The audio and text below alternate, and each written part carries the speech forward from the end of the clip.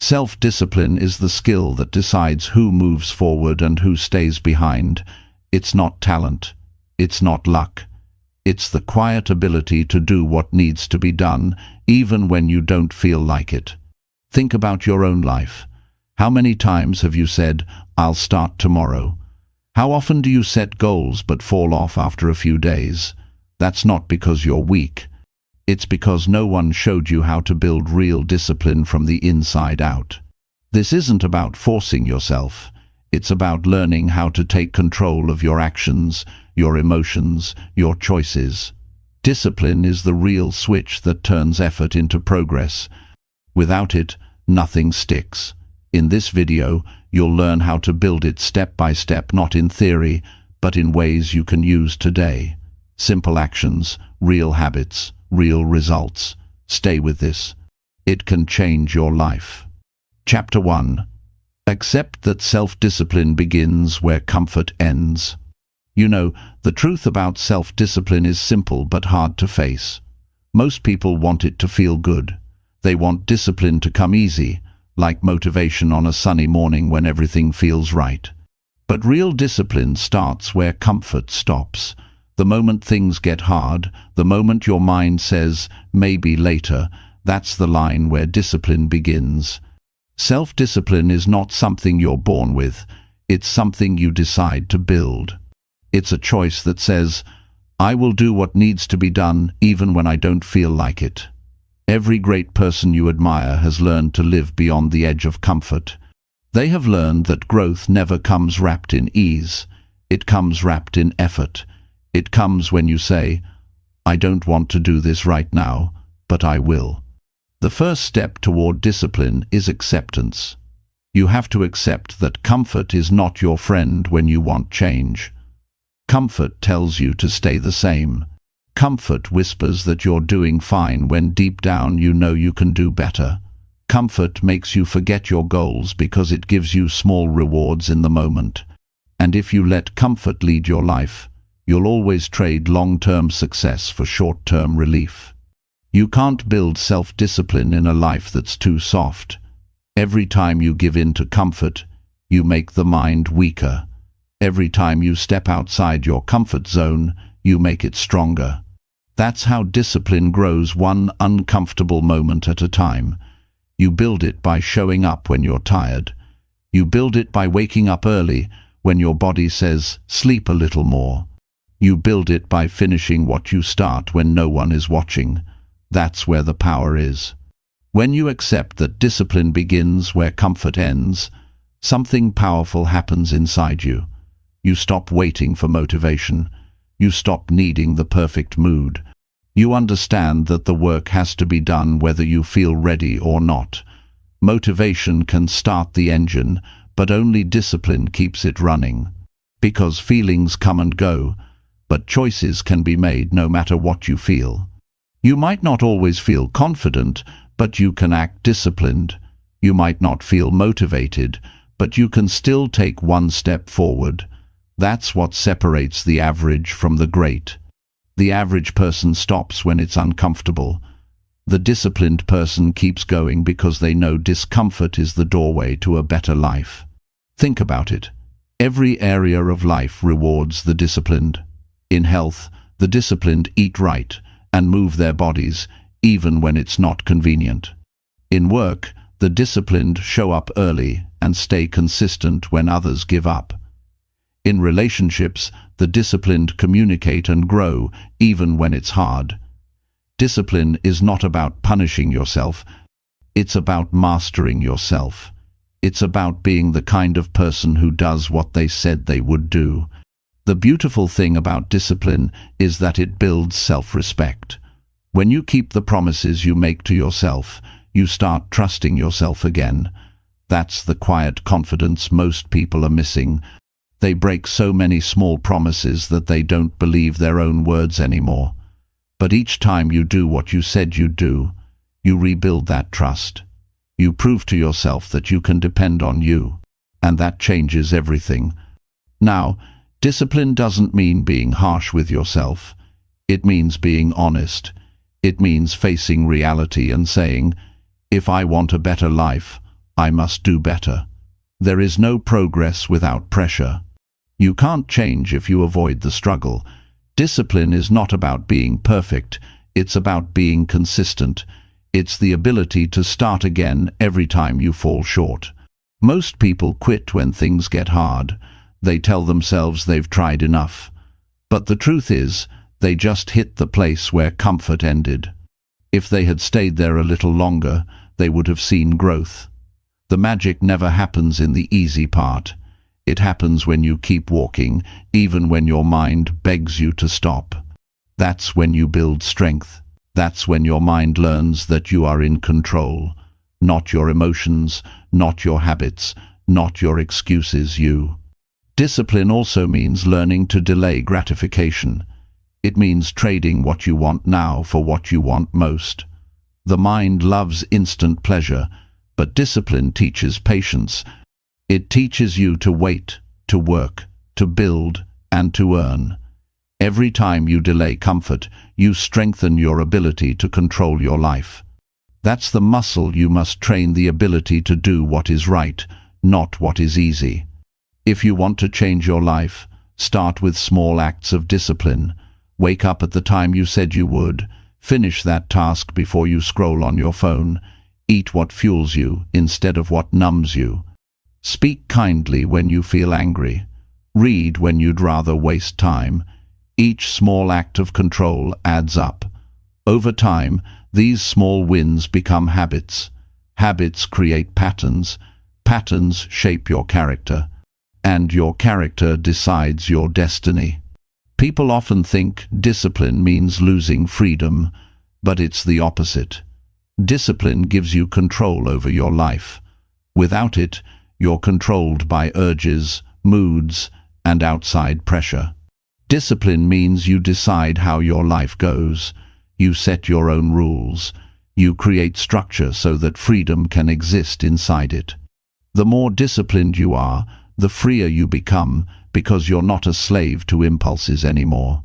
When you live with discipline, you gain clarity. You know what matters and what doesn't. You stop chasing every distraction.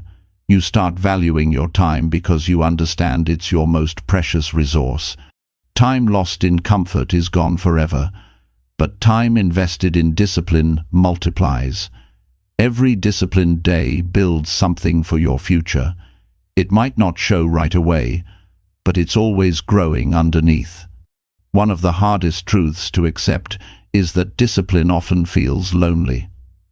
There will be days when no one understands why you're saying no to easy choices. You'll be questioned, doubted, even laughed at. But remember, the path of discipline is not crowded.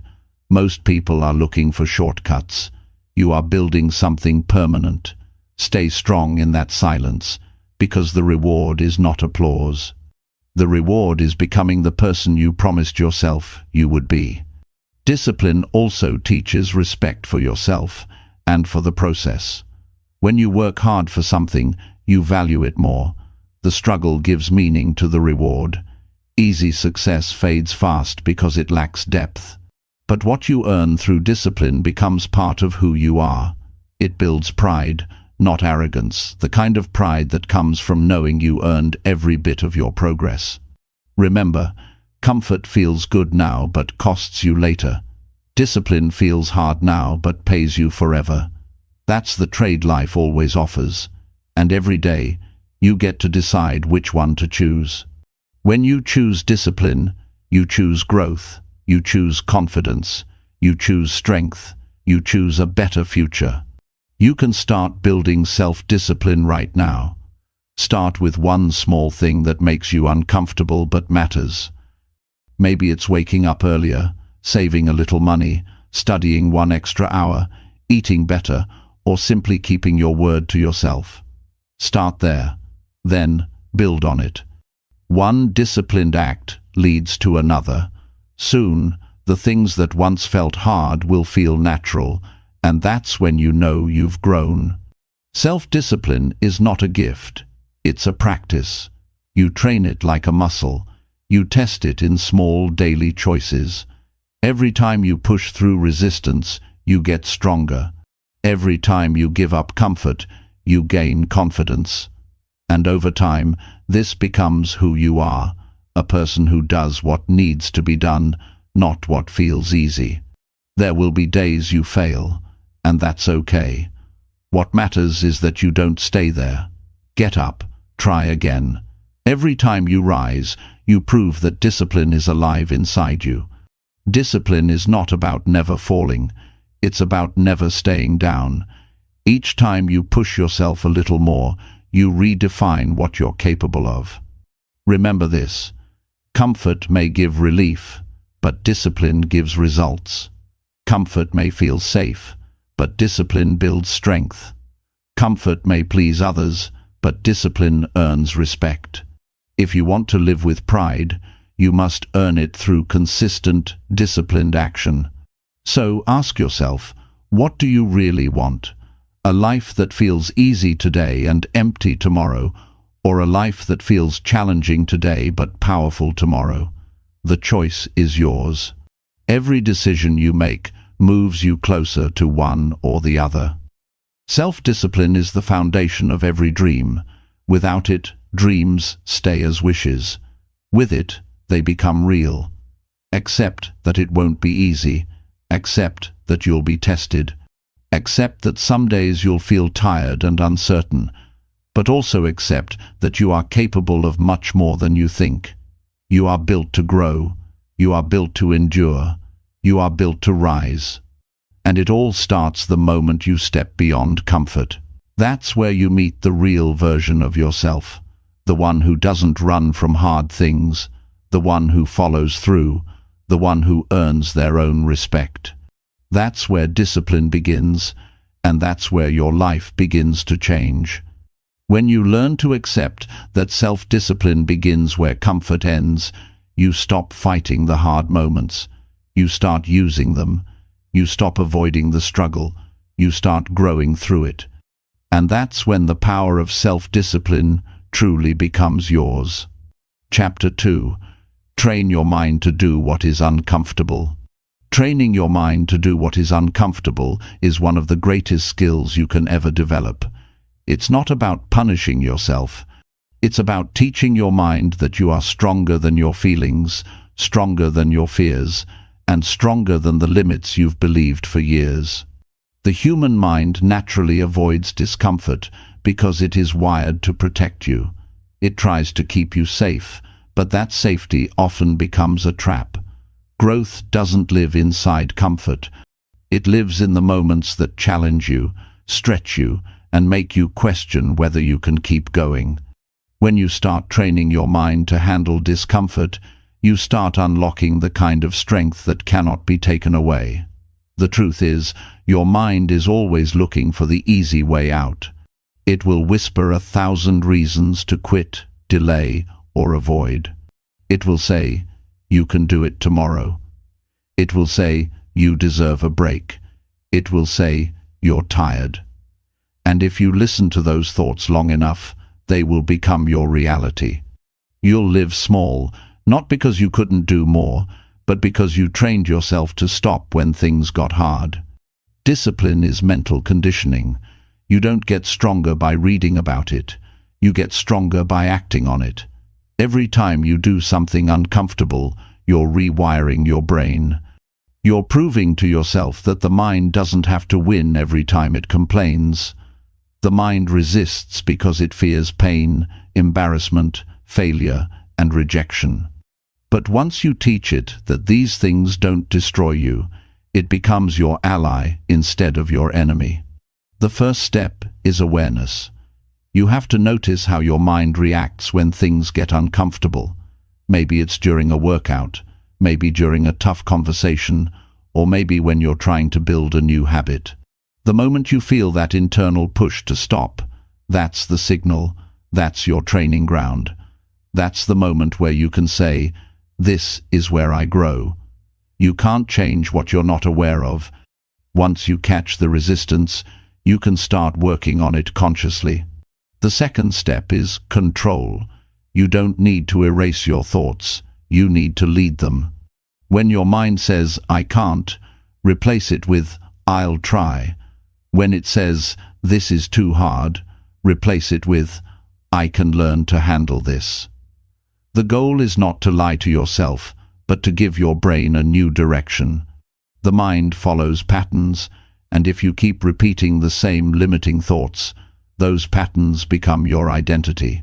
But when you introduce new thoughts with conviction and action, you start building new wiring inside your brain. Most people live their lives trying to feel good in the moment. They chase comfort through food, entertainment, distractions, and endless scrolling. But all these things train your mind to expect easy rewards. When you feed your mind with too much ease, it loses its hunger. It forgets how to work for something meaningful. That's why discipline feels so hard at first. You're breaking an addiction to comfort. But like any habit, the more you practice discomfort, the more normal it becomes. Think about the last time you did something truly difficult. Maybe it was waking up early for weeks in a row, studying when you didn't want to, or controlling your anger when it would have been easier to lash out. Do you remember that feeling afterward?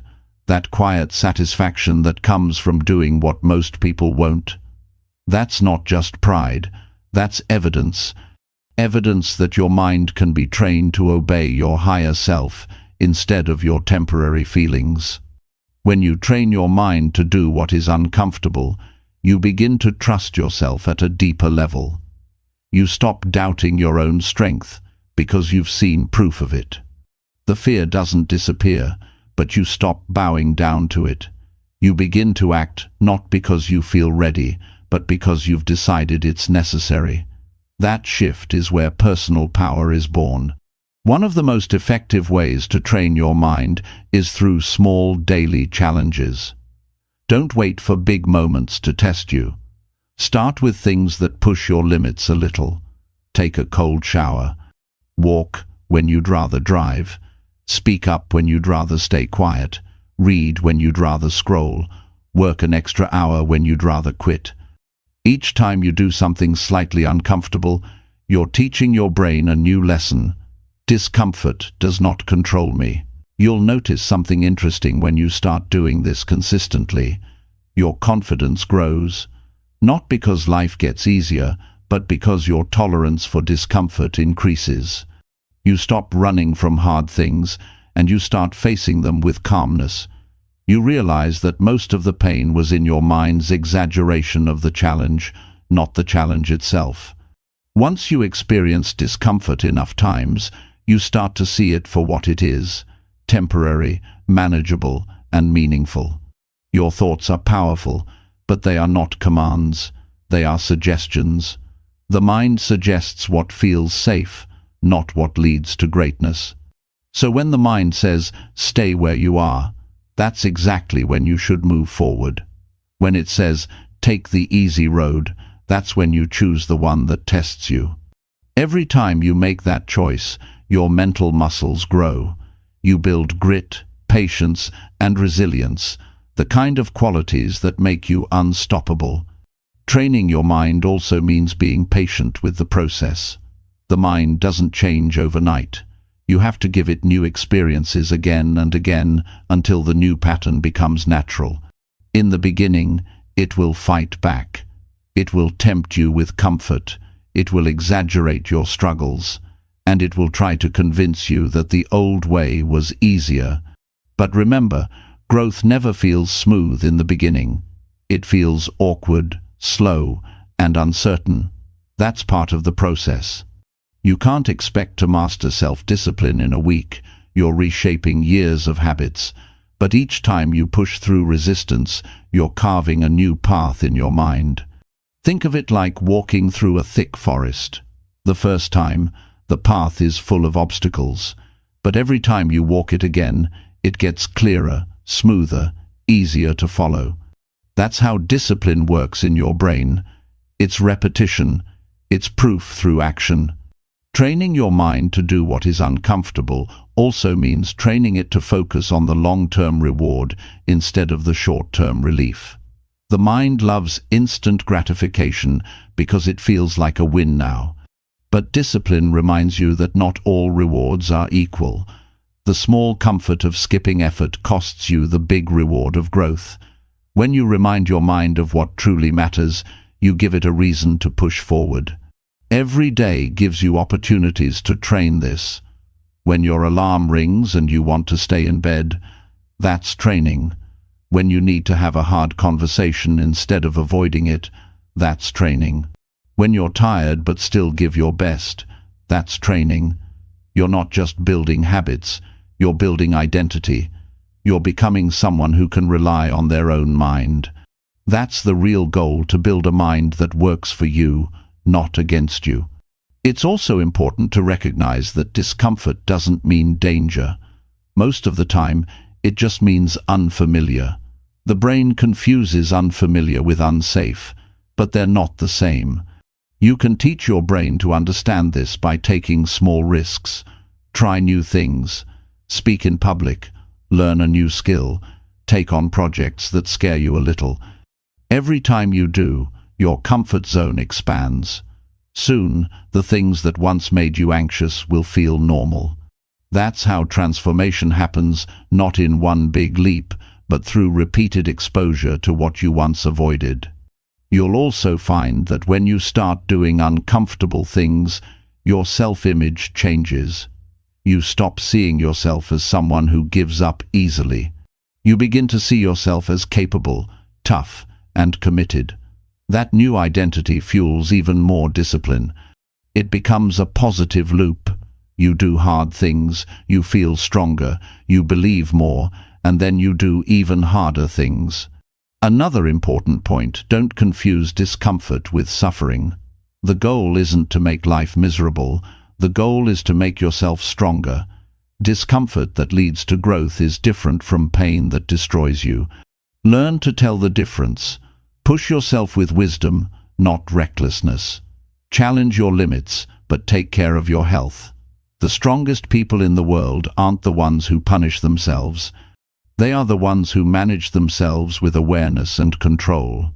When you start mastering your mind, everything else in life follows. Your productivity improves because you stop procrastinating. Your relationships improve because you communicate even when it's uncomfortable. Your health improves because you make better choices.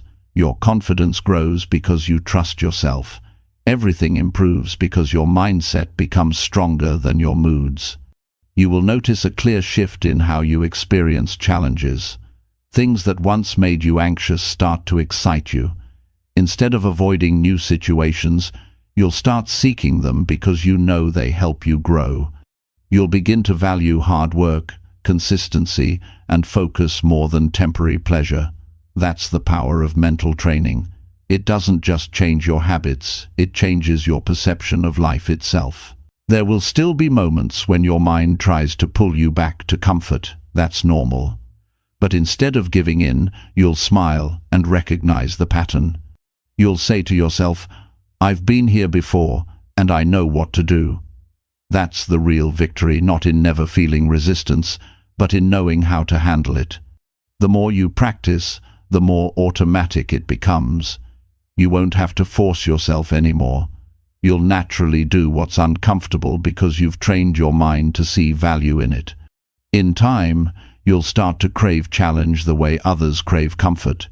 You'll start to look for opportunities that stretch you. You'll begin to enjoy the process of becoming better rather than chasing only the results.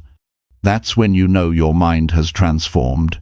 It's no longer your obstacle, it's your greatest weapon. Training your mind to do what is uncomfortable is not about becoming someone else.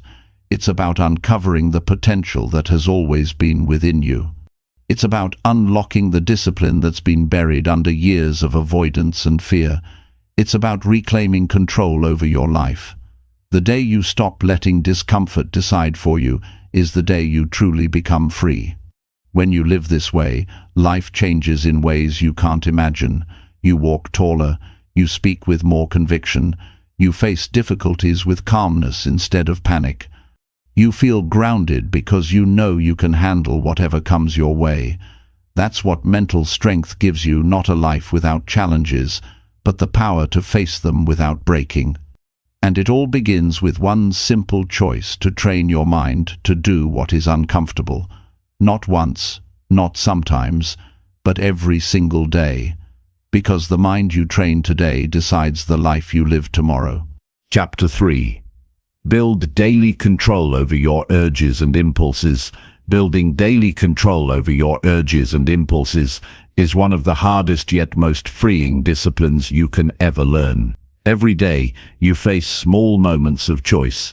The urge to react too quickly, the impulse to quit early, the temptation to reach for comfort instead of purpose. Those moments may seem minor, but together they shape your life. Every time you control an urge, you take back a little more power from the things that used to control you. The truth is, most people live as slaves to their impulses without realizing it.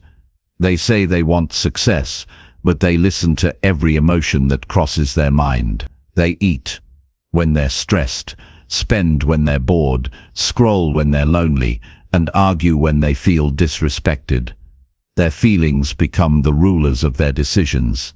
When you live that way, life feels unstable because you never know what version of yourself will show up tomorrow. Real strength comes from the ability to stay steady when emotions rise and fall. Self-control is not about denying pleasure or living like a robot. It's about being able to choose your response instead of reacting blindly. It's about making decisions from clarity, not from emotion. When you have control, you can feel anger without acting out, feel desire without losing focus, feel fear without running away. You become the driver of your behavior, not the passenger. The mind is powerful, but it's also impulsive. It reacts fast to anything that promises relief or excitement. That's how the brain is wired. It wants the easiest path to feel good. But what feels good now often hurts later. That's why control must become a conscious practice. You have to train your mind to pause before you act. That pause is small, but it's everything. In that moment, you gain the power to choose a better action. Every urge has a lifespan. It feels strong in the beginning, but if you wait, it fades. The mistake people make is thinking an urge will keep growing until it explodes. It won't. It only controls you if you feed it. The more you give in, the more powerful it becomes. But when you let it pass without acting on it, you weaken its hold. Each time you resist, your mental muscles grow stronger. Control starts in the smallest moments of the day. When you decide not to check your phone first thing in the morning, you're practicing control. When you choose water over soda, you're practicing control. When you stay calm instead of snapping at someone, you're practicing control. These seem like small wins, but they're mental workouts. You are teaching your brain that your actions are guided by decisions, not impulses. The world is full of distractions designed to trigger your urges. Every app, every ad, every notification is built to steal your attention and push you toward instant satisfaction. If you don't guard your focus, you will live in a constant state of reaction. Control in this environment means creating boundaries, not because you're weak, but because you value your peace. You silence notifications, schedule your time, and protect your mental space like it's sacred. That's not restriction, that's freedom. Emotions are natural, but actions are choices. You can't stop yourself from feeling tempted, angry, or impatient, but you can decide how to handle those feelings. The moment you learn that emotions are signals, not commands, everything changes. You stop seeing them as enemies. You start using them as information. For example, if you feel impatient, it may mean you care deeply about progress. If you feel jealous, it may mean you've stopped appreciating your own journey. When you analyze instead of react, you gain control over yourself. Impulse control also comes from understanding your triggers. Everyone has patterns, situations, people, or feelings that cause them to lose control. You can't fight what you don't recognize, so pay attention.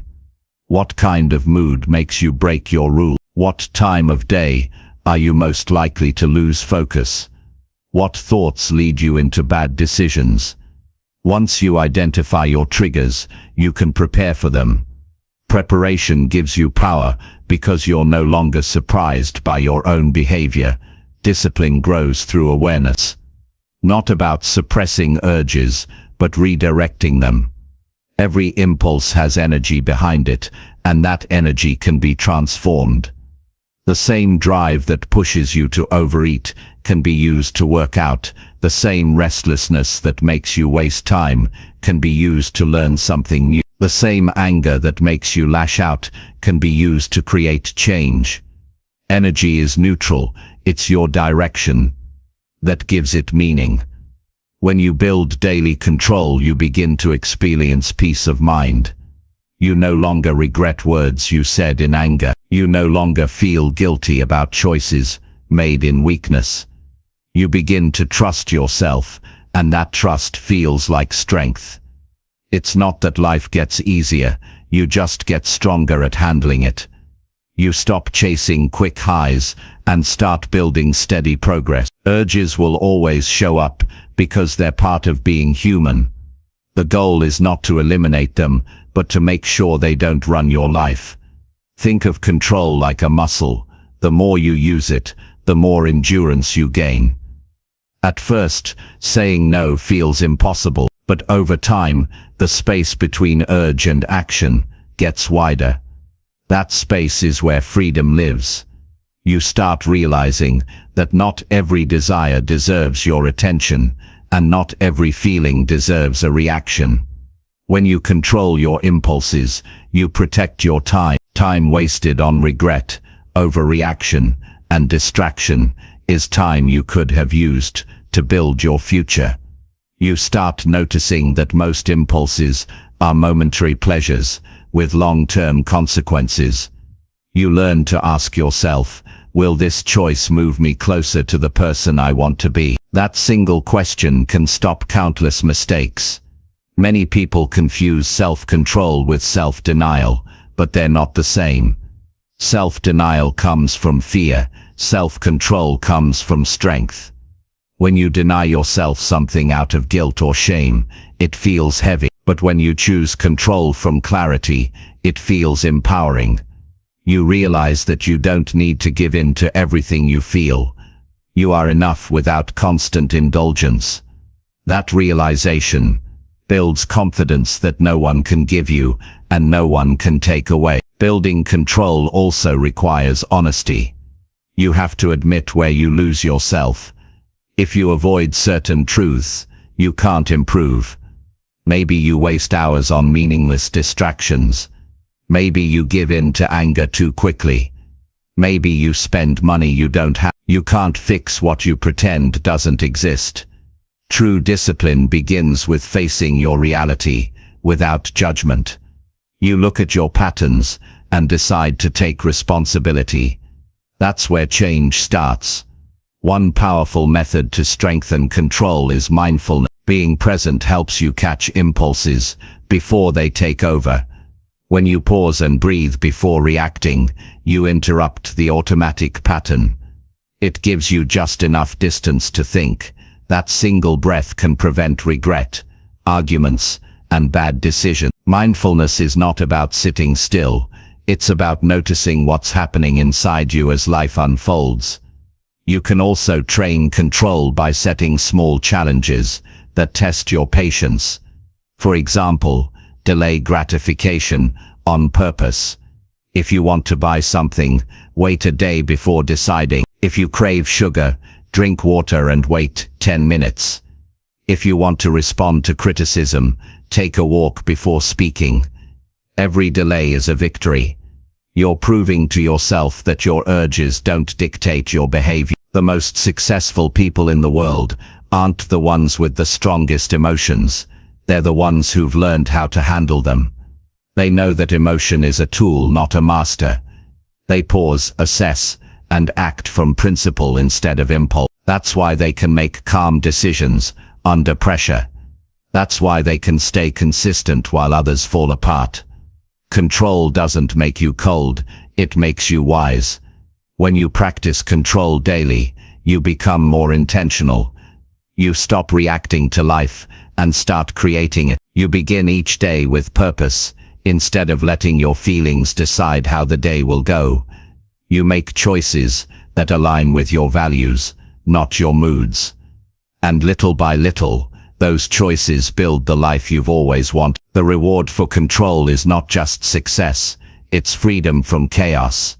You can think clearly, love deeply, and work efficiently, because your emotions are not pulling you in every direction.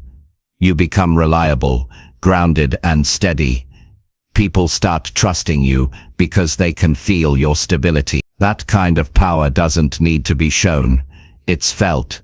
When urges arise, remind yourself that you are not your impulses, you are the awareness behind them.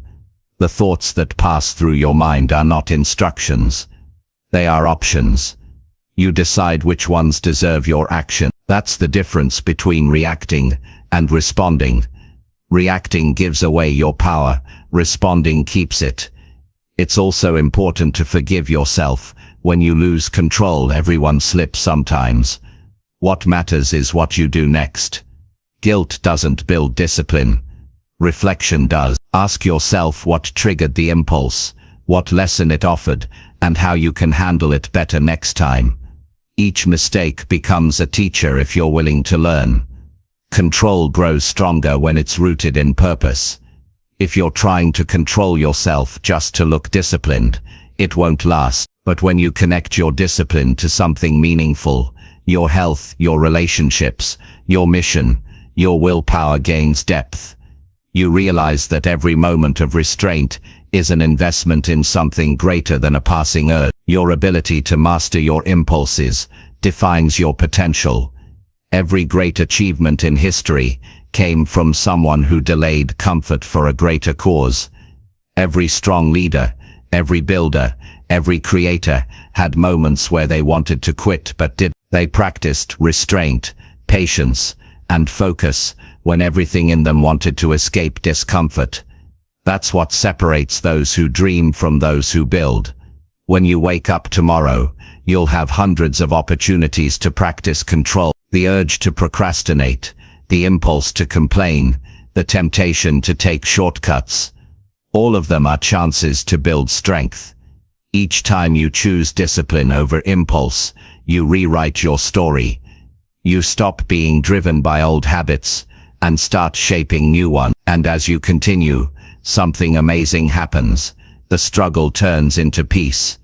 You stop fighting yourself so much because you've created order within. You don't fear temptation anymore because you trust your ability to stay steady.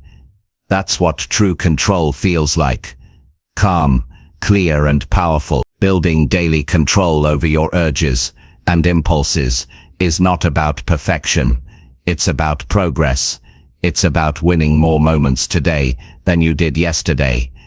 It's about becoming a little more aware, a little more patient, a little more deliberate. Over time, those small victories become your nature. You no longer force discipline, you live it. And when that happens, you realize you've built something priceless. A mind that obeys your direction, a heart that follows purpose over impulse, and a life that moves with strength instead of chaos. That is the real power of self-discipline. The ability to stand firm in a world that constantly tries to pull you away from yourself. Chapter 4. Focus on actions that shape your future self. Every choice you make today is shaping the person you're becoming tomorrow.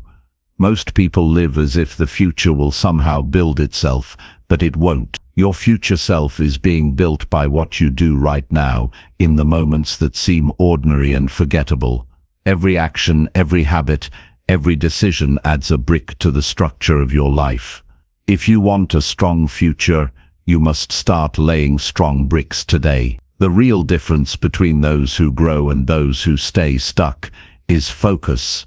Your focus determines where your energy goes.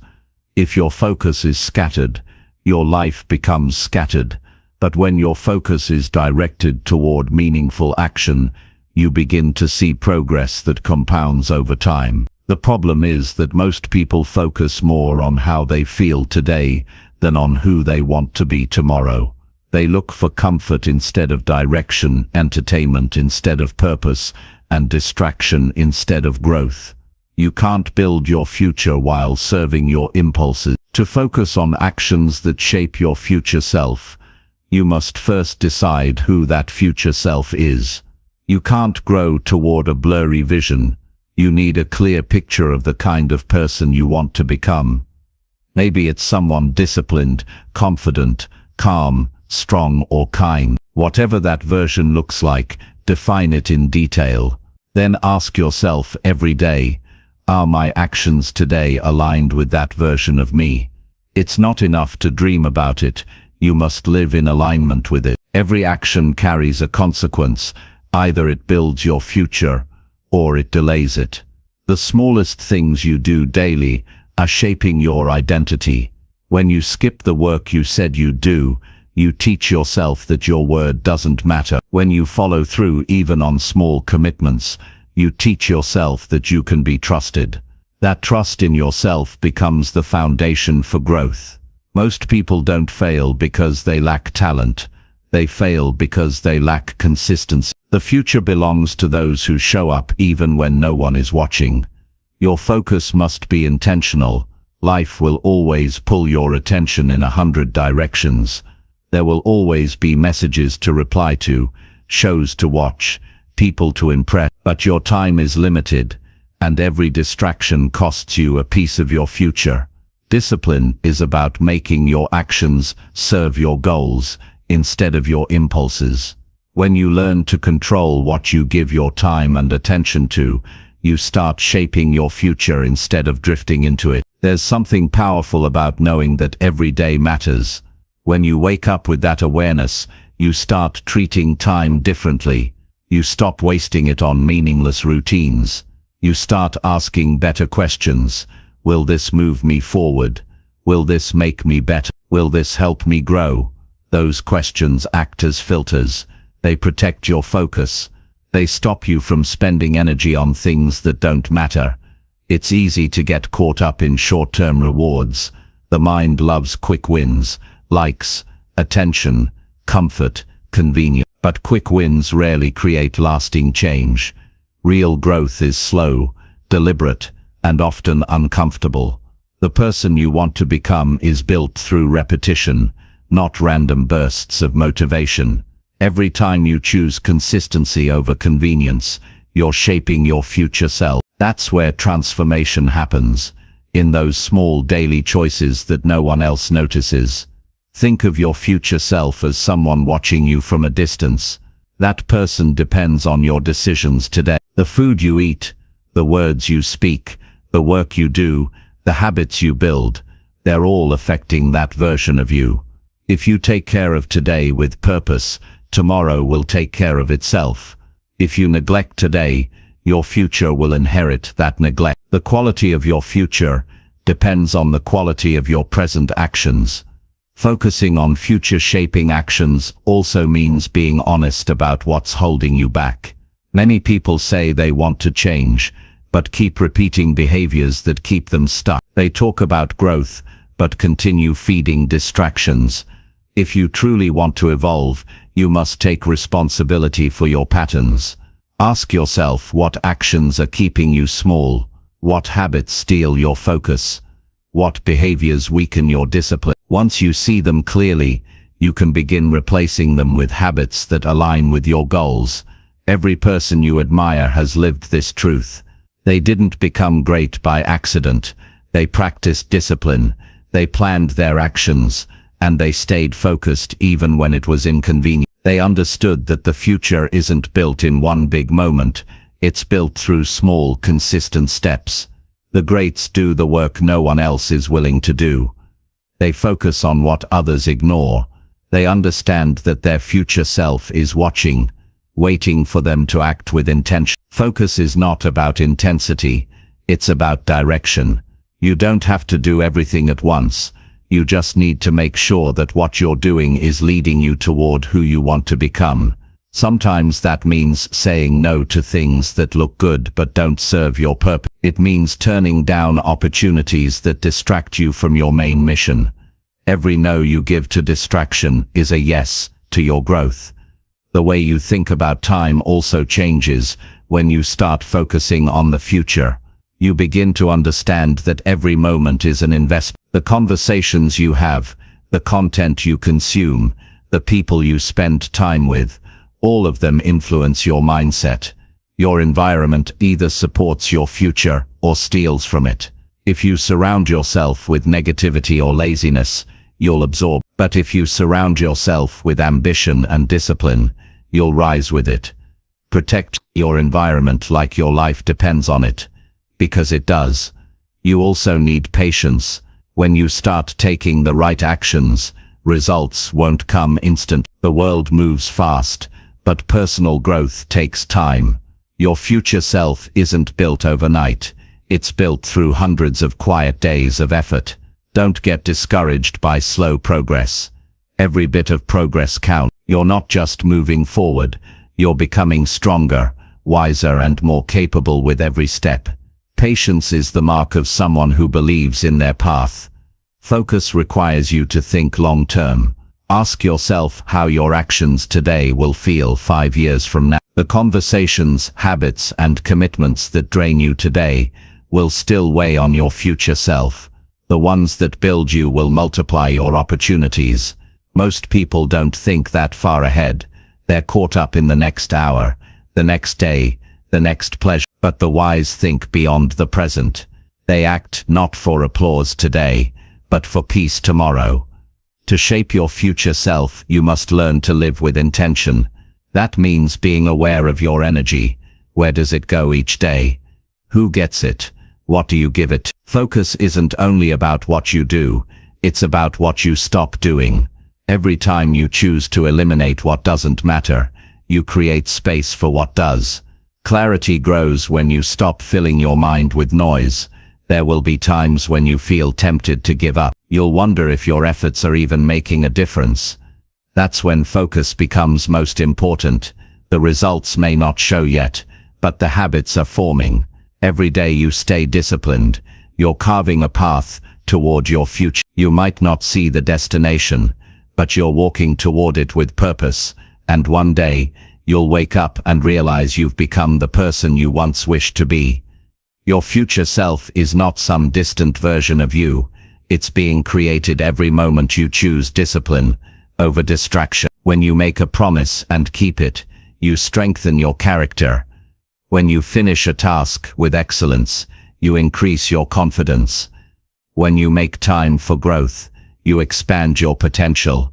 The future is built through action, not wishes. Some people spend their whole lives waiting for the right time to start, but the right time never comes. Waiting is just another form of resistance. You can't control what will happen years from now, but you can control what you do today. The future rewards action. The more intentional your daily steps, the more powerful your future becomes. Focus is a form of self-respect. It means valuing your time enough to use it wisely. It means protecting your dreams from distraction. It means being loyal to the person you're becoming, not just the person you are today. Every time you choose growth over ease, you prove that you take your future seriously. One way to stay focused is to measure your progress, not your perfection. Every small action counts. Write down what you did well each day. Track your progress. Celebrate effort, not just outcomes. These small reflections remind you that your actions are adding up, even if results aren't visible yet. The mind needs evidence to stay motivated, so give it proof through your consistency. Focusing on actions that shape your future also teaches humility. You begin to understand that success is built quietly, without applause. You stop chasing attention and start chasing improvement. You realize that your habits are more valuable than your image. The real work is invisible. The long hours, the self-control, the repetition. But it's those unseen moments that define your future self. If you want to build a strong future, you have to stay committed when no one else is. You have to keep working when progress feels slow. You have to remind yourself why you started. The path will test your patience, but every test is shaping your character. Growth is not always loud. Sometimes it's silent progress in the shadows. Every day is an opportunity to practice focus. Every morning ask yourself what actions will make tomorrow better, then follow through.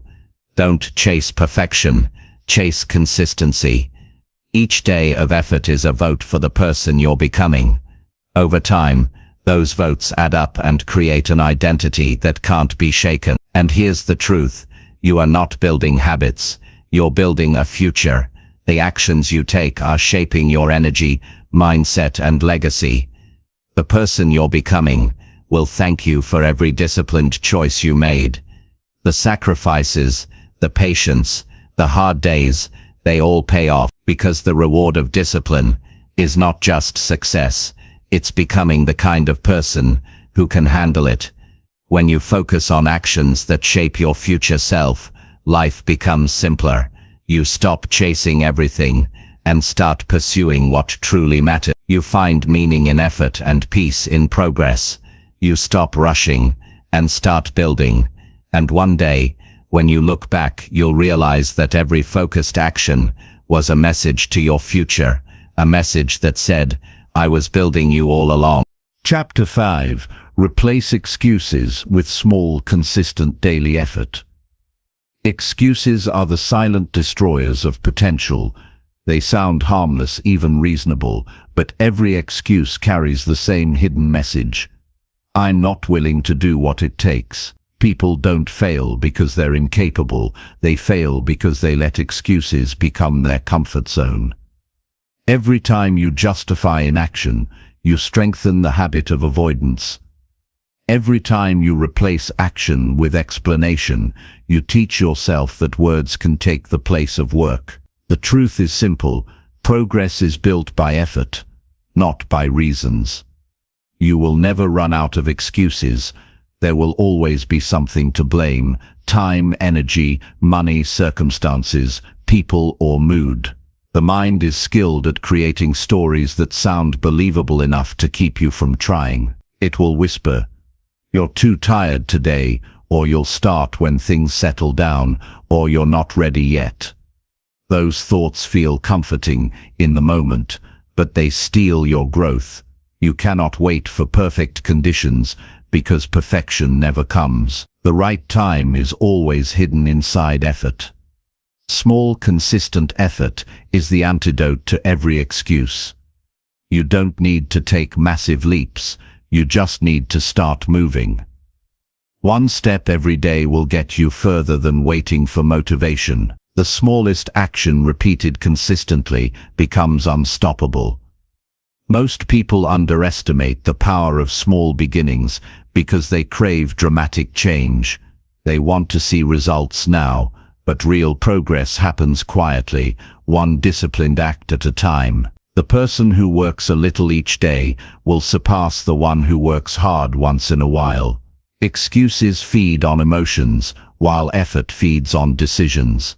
You can't always control how you feel, but you can always decide to show up. Consistency is not about excitement, it's about commitment. There will be days when you don't feel inspired, but effort doesn't depend on inspiration. It depends on discipline. Discipline is the bridge between wanting and doing. The moment you decide to act even when you don't feel like it, you weaken the power of excuses. People often say they don't have time, but the truth is that time is created by priorities. You make time for what matters. The hours you spend scrolling, complaining, or doubting could have been used to move you closer to your goals. Life doesn't reward excuses, it rewards effort. Every minute spent making excuses is a minute you could have invested in progress. You don't need more time, you need more honesty about how you use it.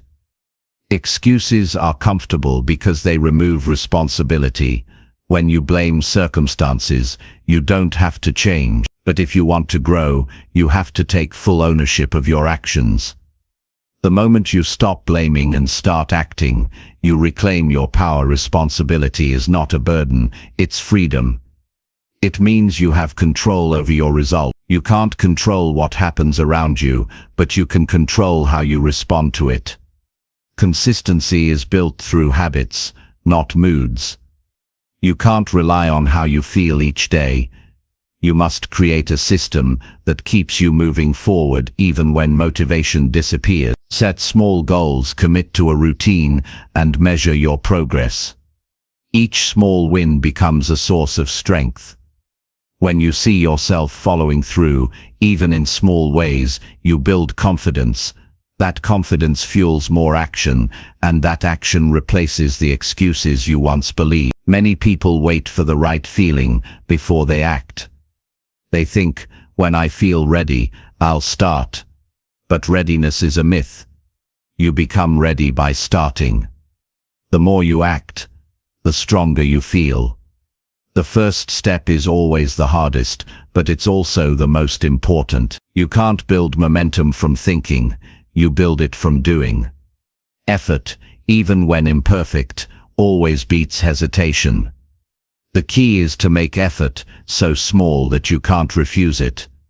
If your goal feels too big, break it down until it feels manageable. Want to exercise? Start with 5 minutes. Want to write a book? Write 1 paragraph. Want to improve your focus? Work for 10 minutes without distraction. These small commitments build the habit of movement. Over time, what felt small becomes your normal. Growth is simply the result of stacking small wins until they form something powerful. Excuses often come from fear. Fear of failure, fear of judgment, fear of discomfort. But you can't think your way out of fear. You must act through it. Every small effort you make weakens fear's grip. You start realizing that fear was never as big as it felt. Action shrinks fear because it replaces uncertainty with experience. The more you do, the more confident you become, and confidence doesn't come from success, it comes from effort repeated daily. Excuses are sneaky. They often disguise themselves as logic. You might say, "It's not the right time," or "I'll do it when I have more experience." But those are just delays dressed as plans. The truth is that you'll never have more time or better circumstances than you do now. You either build momentum or lose it. Waiting for perfect conditions is how people stay stuck for years. Life rewards movement, not hesitation. To replace excuses, you have to change how you talk to yourself. The language you use shapes your mindset.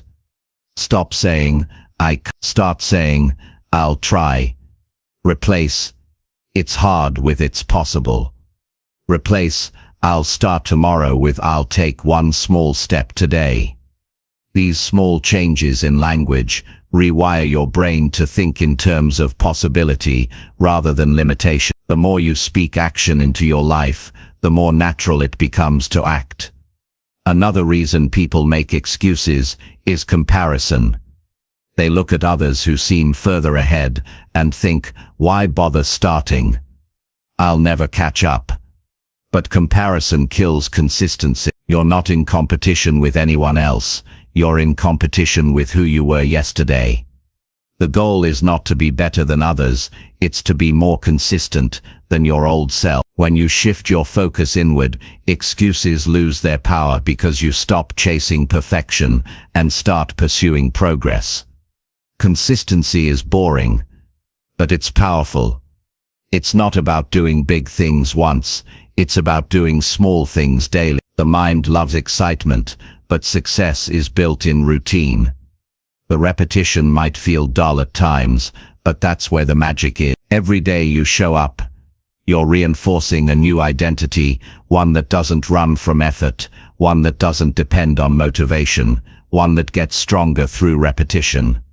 You must learn to celebrate effort, not just result. When you reward yourself only for outcomes, you'll lose motivation when progress slows. But when you celebrate the effort, showing up, staying consistent, doing the work, you stay motivated even when results take time. Effort is what you control. Results are the byproduct. Focus on what you can control, and the rest will follow naturally. Excuses also thrive in uncertainty. When you don't have a clear plan, it's easy to drift. Structure removes hesitation. Plan your days, write your goals, and know exactly what actions matter most. The more clarity you have, the fewer excuses you'll make. Most excuses come from confusion, not laziness. When you know what to do, your mind can't hide behind "I don't know where to start." Another key to replacing excuses is accountability. Share your goals with someone who will keep you honest. It could be a friend, mentor, or community. When someone else knows what you're aiming for, it becomes harder to back out. Accountability turns invisible promises into real commitment. You don't have to rely solely on willpower. You can build systems that make excuses inconvenient. Your mind will always look for comfort, but comfort never builds strength. The moments when you don't want to act are the moments that matter most. That resistance you feel is a signal that you're on the edge of growth. If you can push through it with small, consistent effort, you'll find that the discomfort fades, but the reward remains. Discipline feels difficult in the beginning, but it becomes freedom over time. You might think small actions won't make a difference, but everything great begins small. A few pages a day become a book. A few dollars saved become financial stability. A few minutes of practice become mastery. You don't need to do everything, just something. Every small effort is a seed planted in your future. Keep watering it with consistency, and eventually, it will grow into something meaningful. Excuses are habits, and habits can be replaced. Every time you choose effort over excuses, you're rewiring your brain. You're creating new patterns of thought that support growth instead of avoidance. The first few days might feel hard because your old patterns will resist, but with time, effort becomes your new normal. Consistency changes not just your behavior, but your identity. You stop saying, "I wish I could," and start saying, "I'm doing it." It's easy to admire disciplined people and assume they're special, but they've simply learned to choose effort over excuses more often. They face the same doubts, the same temptations, the same fears, but they act anyway. The difference between the average and the exceptional is not talent, it's consistency. The exceptional keep showing up long after the average person has stopped. When you commit to daily effort, you build momentum. Every day you act, even in small ways, you move forward. Momentum makes action easier. It turns effort into habit, and habit into lifestyle. Once you've built momentum, excuses become weaker, because you've experienced the satisfaction of progress. You start craving the feeling of accomplishment more than the comfort of avoidance. At the end of the day, it's not about how fast you go, it's about how consistent you are.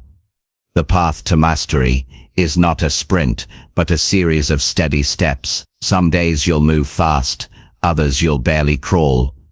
But what matters is that you keep moving. Even the smallest effort is better than none. What seems insignificant today becomes powerful tomorrow. The truth is, excuses don't disappear. You simply stop listening to them. You learn to act in spite of them.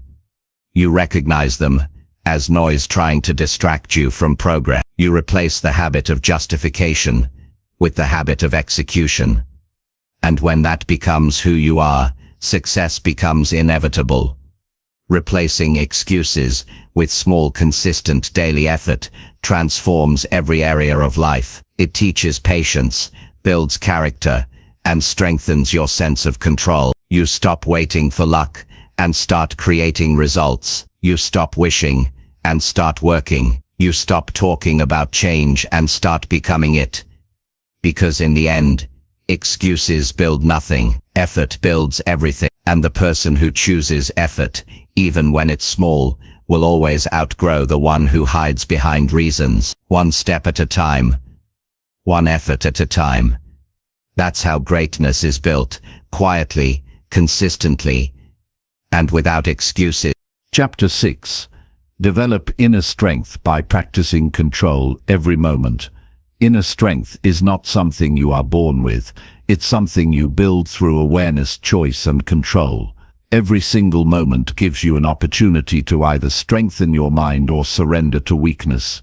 Most people wait for big challenges to test their strength, but real strength is developed in small, silent moments. The moments where you decide to stay calm, stay patient, and stay focused when it would be easier to lose control. It's a quiet power that grows through daily practice, not through one grand act of courage. Control is the foundation of inner strength. It's not about suppressing emotions or pretending to be unaffected. It's about learning to guide your reactions so that your emotions serve you instead of sabotage you. When you control your words, your choices, and your attention, you create stability in a world that constantly tries to pull you off balance.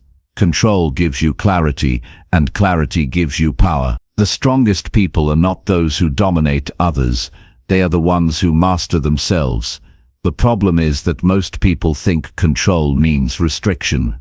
They associate it with limitation, as if being disciplined takes away freedom. But it's the opposite. Control is liberation. When you can manage your impulses, your fears, and your reactions, you gain freedom from chaos. You no longer become a prisoner to moods, temptations, or distractions. You can choose your path calmly, no matter what's happening around you. That's the real definition of strength, remaining steady in a storm that would shake most people. Developing inner strength means learning to respond instead of react. When someone says something that triggers anger, you pause instead of exploding. When a challenge shows up, you focus instead of panicking. When life feels unfair, you take a deep breath instead of complaining. These small moments of self-control are what build emotional resilience. Every time you choose calmness over chaos, you strengthen your ability to handle life on your terms. This kind of control doesn't happen automatically. It requires training. Just like muscles grow through resistance, your inner strength grows through pressure. Every situation that tests your patience is a chance to practice control. Every delay, every frustration, every unexpected change, they are not obstacles, they are opportunities to build stability inside yourself. The mind learns through repetition. The more often you stay composed under pressure, the more natural it becomes. Inner strength grows when you stop fighting reality. Most people waste their energy resisting things they cannot change. They get upset over traffic, over other people's opinions, over things that don't go their way. But strength comes from acceptance, not from weakness, but from wisdom. When you accept what is, you free up energy to focus on what you can control: your attitude, your effort, and your response. Life stops being a battle and becomes a practice of balance. You can start developing this balance by watching your thoughts closely. The mind loves to create stories about what should have happened, what could go wrong, or what might not work. These stories drain your energy and make you feel powerless. But when you step back and observe your thoughts instead of obeying them, you gain perspective. You begin to realize that not every thought deserves your attention. You can choose which ones to entertain and which ones to let go. That simple awareness is one of the purest forms of control. Every time you control your focus, you take charge of your emotions. Because focus shapes feeling. When you focus on problems, you feel stuck. When you focus on effort, you feel capable. When you focus on what you can learn, you grow stronger. Control is not about forcing yourself to think positive all the time. It's about directing your attention toward what helps you move forward. Strength grows where your attention goes. Inner strength also depends on how you handle discomfort. Control means being able to sit with pain, boredom, or frustration without immediately trying to escape it. Most people run away from discomfort through distractions, food, entertainment, gossip, or endless scrolling. But every time you run, you teach your mind that you can't handle pain. To build strength, you must face discomfort with awareness. Sit with it, breathe through it, and watch it lose its power. The moment you stop fearing discomfort, you gain control over yourself. It's important to understand that control is not perfection. You will slip sometime. You'll lose your temper, procrastinate, or make decisions you regret. But strength is not about never failing.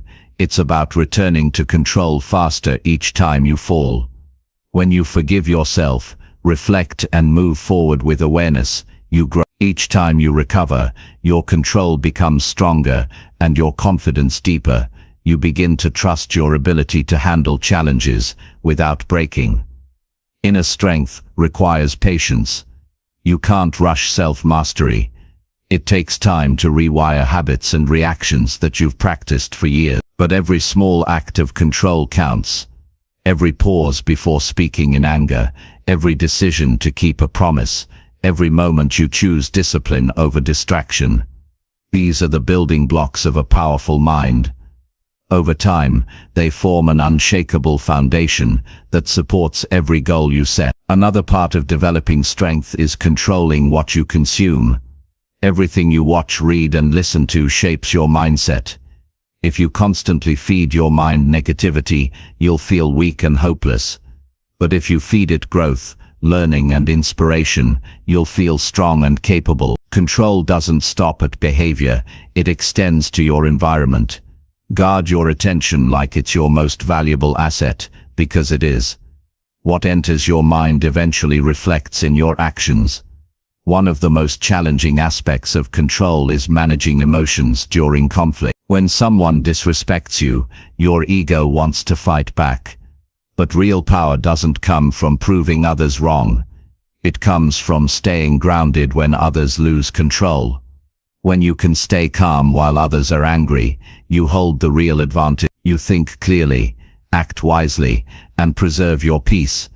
That's not weakness, that's emotional mastery. Strength also comes from restraint. The ability to hold back when you could lash out, to listen when you could interrupt, to wait when you could rush. These are signs of maturity. Each act of restraint is a statement to yourself. I am in charge. It's not about controlling others or circumstances. It's about mastering your own impulses. The more you practice it, the more you'll realize how much power lies in calmness. Practicing control every moment means living with awareness. Not autopilot. It means catching yourself before you complain, noticing your tone before you speak, and checking your thoughts before they spiral. Control is a continuous act of presence. The more present you are, the stronger your choices become. You stop reacting out of habit and start responding with intention.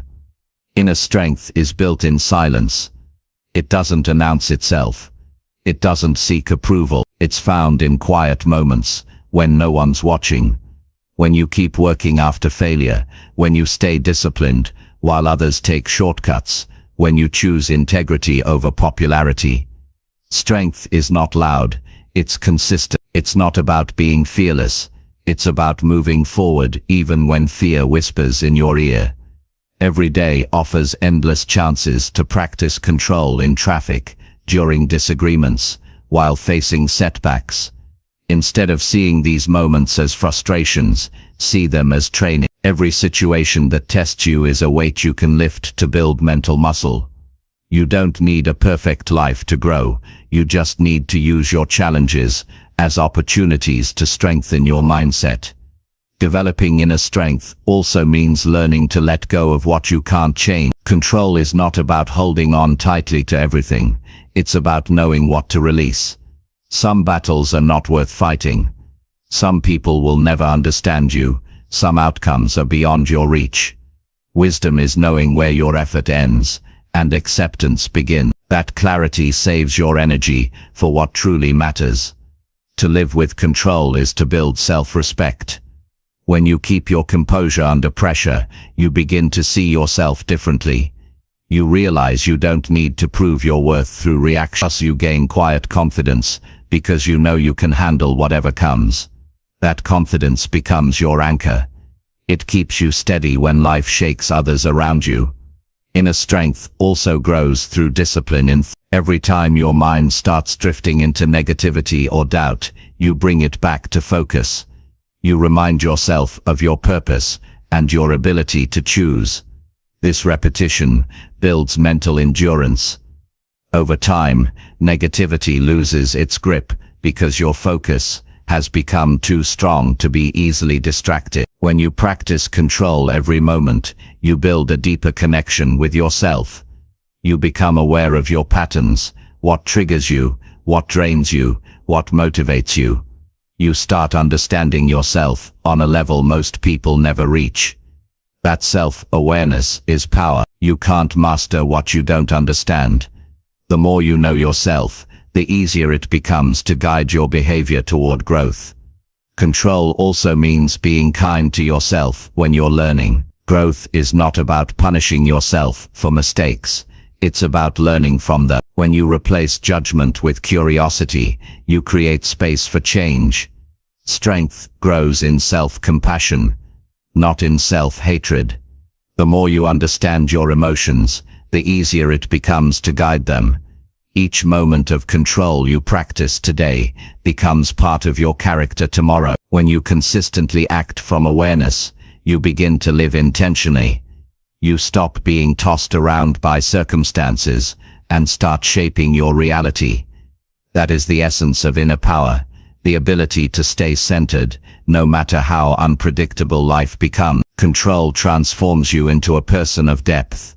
It makes you thoughtful instead of impulsive, calm instead of reactive, strong instead of rigid. You begin to see challenges not as threats, but as opportunities to demonstrate your steadiness. That shift in perception changes how you move through the world. You stop wasting energy on chaos and start investing it in growth. The reward for practicing control every moment is peace. Not the absence of challenges, but the presence of stability. You can face uncertainty without fear, deal with stress without breaking, and handle success without arrogance. You become reliable in a world full of instability. That kind of strength doesn't just improve your life, it inspires others. People can feel it in your presence, the calm confidence that says, I am in control of myself. And that's what developing inner strength is truly about.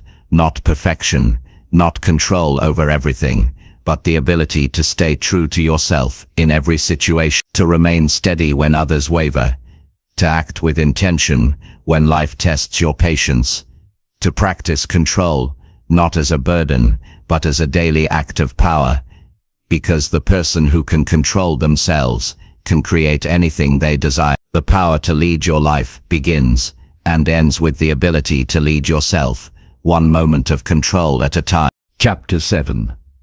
Silence your doubts by showing up every day. Doubt is the voice that tries to convince you that you're not ready, not capable, and not enough. It doesn't scream, it whispers, it hides in hesitation, in overthinking, in fear of judgment, and in the comfort of delay. Everyone hears it, but not everyone listens. The people who win in life are not the ones who never doubt. They are the ones who move despite doubt. They show up again and again, even when their mind tells them it won't matter. The only way to silence doubt is through consistent action. Every day you show up, you prove your mind wrong. Doubt feeds on inaction. It grows stronger in the absence of movement. The longer you wait, the louder it gets. It thrives on uncertainty and overanalysis. The moment you take action, even a small one, you interrupt its power. You can't think your way out of doubt. You have to act your way out. Every step forward, no matter how small, weakens its grip. You don't need to have it all figured out. You just need to show up and give your best for today. When you show up daily, you send a message to your mind that you can be counted on. You stop relying on motivation, and you start building momentum. Momentum is what turns effort into habit, and habit into confidence. You can't develop confidence by waiting to feel ready. Confidence comes from proving to yourself that you can handle the process. Every day you act, you gather evidence that you are stronger than your doubts. Doubt will always try to negotiate. It will tell you that you're not making progress fast enough, that you should have started sooner, that other people are doing better. But those thoughts are distractions disguised as logic. The mind uses comparison to justify quitting. But your journey is not a race, it's a test of endurance. You silence doubt, not with perfect results, but with persistence. You don't need to win every day, you just need to keep showing up. Showing up is the simplest but most powerful act of discipline. It means you do the work even when you're tired, uninspired, or uncertain. It means you push yourself to stay consistent when your emotions want to take a break. Success doesn't come from occasional bursts of effort. It comes from steady, repeated presence. The people who achieve their goals are not necessarily the most talented. They are the ones who refuse to disappear when things get hard. Every morning gives you a new chance to take control of your story. The question is not whether you feel ready, but whether you are willing to begin. Each time you show up, you gain something, a lesson, a bit of experience, a little more mental strength. Even on bad days, your effort counts. You're not building perfection, you're building endurance. And endurance is what keeps dreams alive long enough to grow. The mind often looks for guarantees before it acts. It wants to know if it will work out, if it will be worth it, if it will be good enough. But life doesn't give guarantees. You earn certainty through repetition. The more you show up, the more you learn, the more your doubt loses its argument. Progress might be invisible for a while, but it's happening beneath the surface. What matters is not how fast you move, but that you keep moving. There will be days when you don't see any signs of progress. You'll feel like your effort isn't paying off. Those are the days that build real strength. Anyone can work hard when results come easily, but discipline is measured in the silent days, when nothing seems to happen yet. You keep going anyway. Showing up consistently turns your effort into identity. You stop saying, "I'm trying to be disciplined," and start saying, "This is who I am." Doubt also hides behind perfectionism. It makes you believe you can't start until everything is right. But nothing will ever be perfect. Waiting for perfection is just another way of protecting your ego from failure. The truth is, failure is part of progress. Every mistake teaches you something valuable. Each setback is a lesson disguised as pain. The person who keeps showing up learns faster than the person who keeps planning. Consistency builds trust between you and your future self. Every day you show up, you make a promise and keep it. You prove that your goals matter more than your moods. That builds integrity, the alignment between what you say and what you do. Doubt cannot survive in a mind that trusts itself. The moment you follow through on your commitments, you reclaim that trust. When you choose to show up, you silence not only self-doubt, but also the noise of other people's opinions. You stop caring about who believes in you because you start believing in yourself through action. Validation becomes irrelevant when you have proof of your effort. The outside world might not notice your grind, but your mind does. It sees every step you take and begins to build belief from those steps. The key to showing up every day is to remove negotiation from your routine. If you wake up and ask yourself whether you feel like working, you've already lost. Discipline doesn't negotiate with comfort. You decide once, then follow through. You make your daily actions non-negotiable. Whether it's 5 minutes or 5 hours, what matters is that you do something that keeps your promise alive.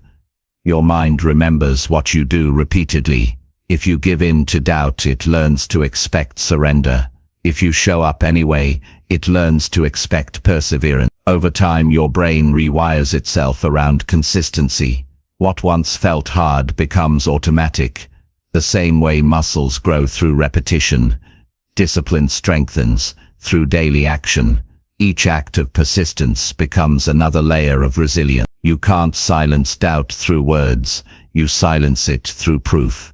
Words give comfort, but proof gives confidence. Every time you complete a task, push through discomfort, or finish what you started, you're building that proof. Doubt loses its power when you have evidence of progress. Even small victories remind you that you are capable. You don't need to feel strong to act. Acting makes you strong.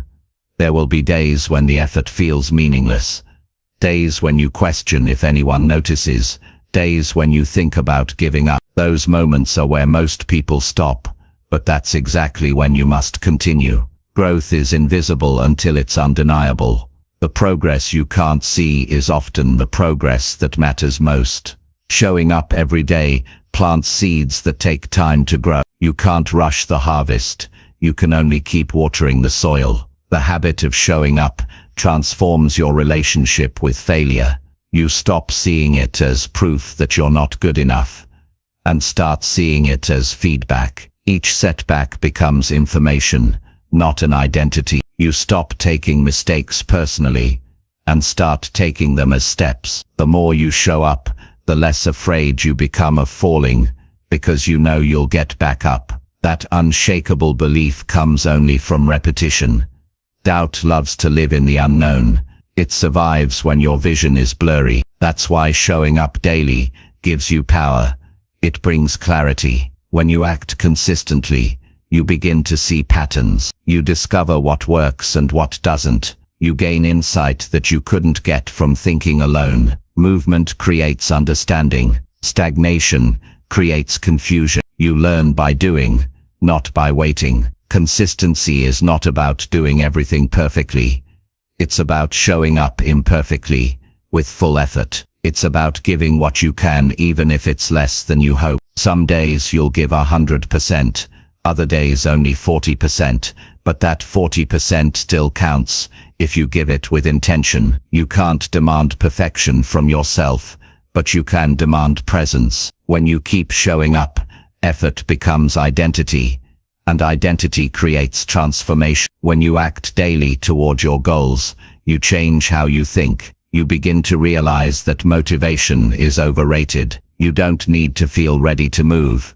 Movement creates readiness. The mind becomes stronger each time it sees you take action, despite resistance. Doubt begins to lose credibility. The voice that once said, "You can't," starts to sound foolish, because your actions keep proving otherwise. Showing up also teaches humility. It reminds you that growth takes time. It's not glamorous. It's steady, patient, and often unseen. You learn to respect the process instead of chasing quick validation. That humility keeps you grounded. It protects you from the pride that fades and the discouragement that destroys. You understand that greatness is not built in grand gestures, but in daily decision. Each day you show up, you create momentum for the next. Momentum is your greatest ally, because it removes hesitation. Once you start moving, it becomes easier to keep going. You begin to feel connected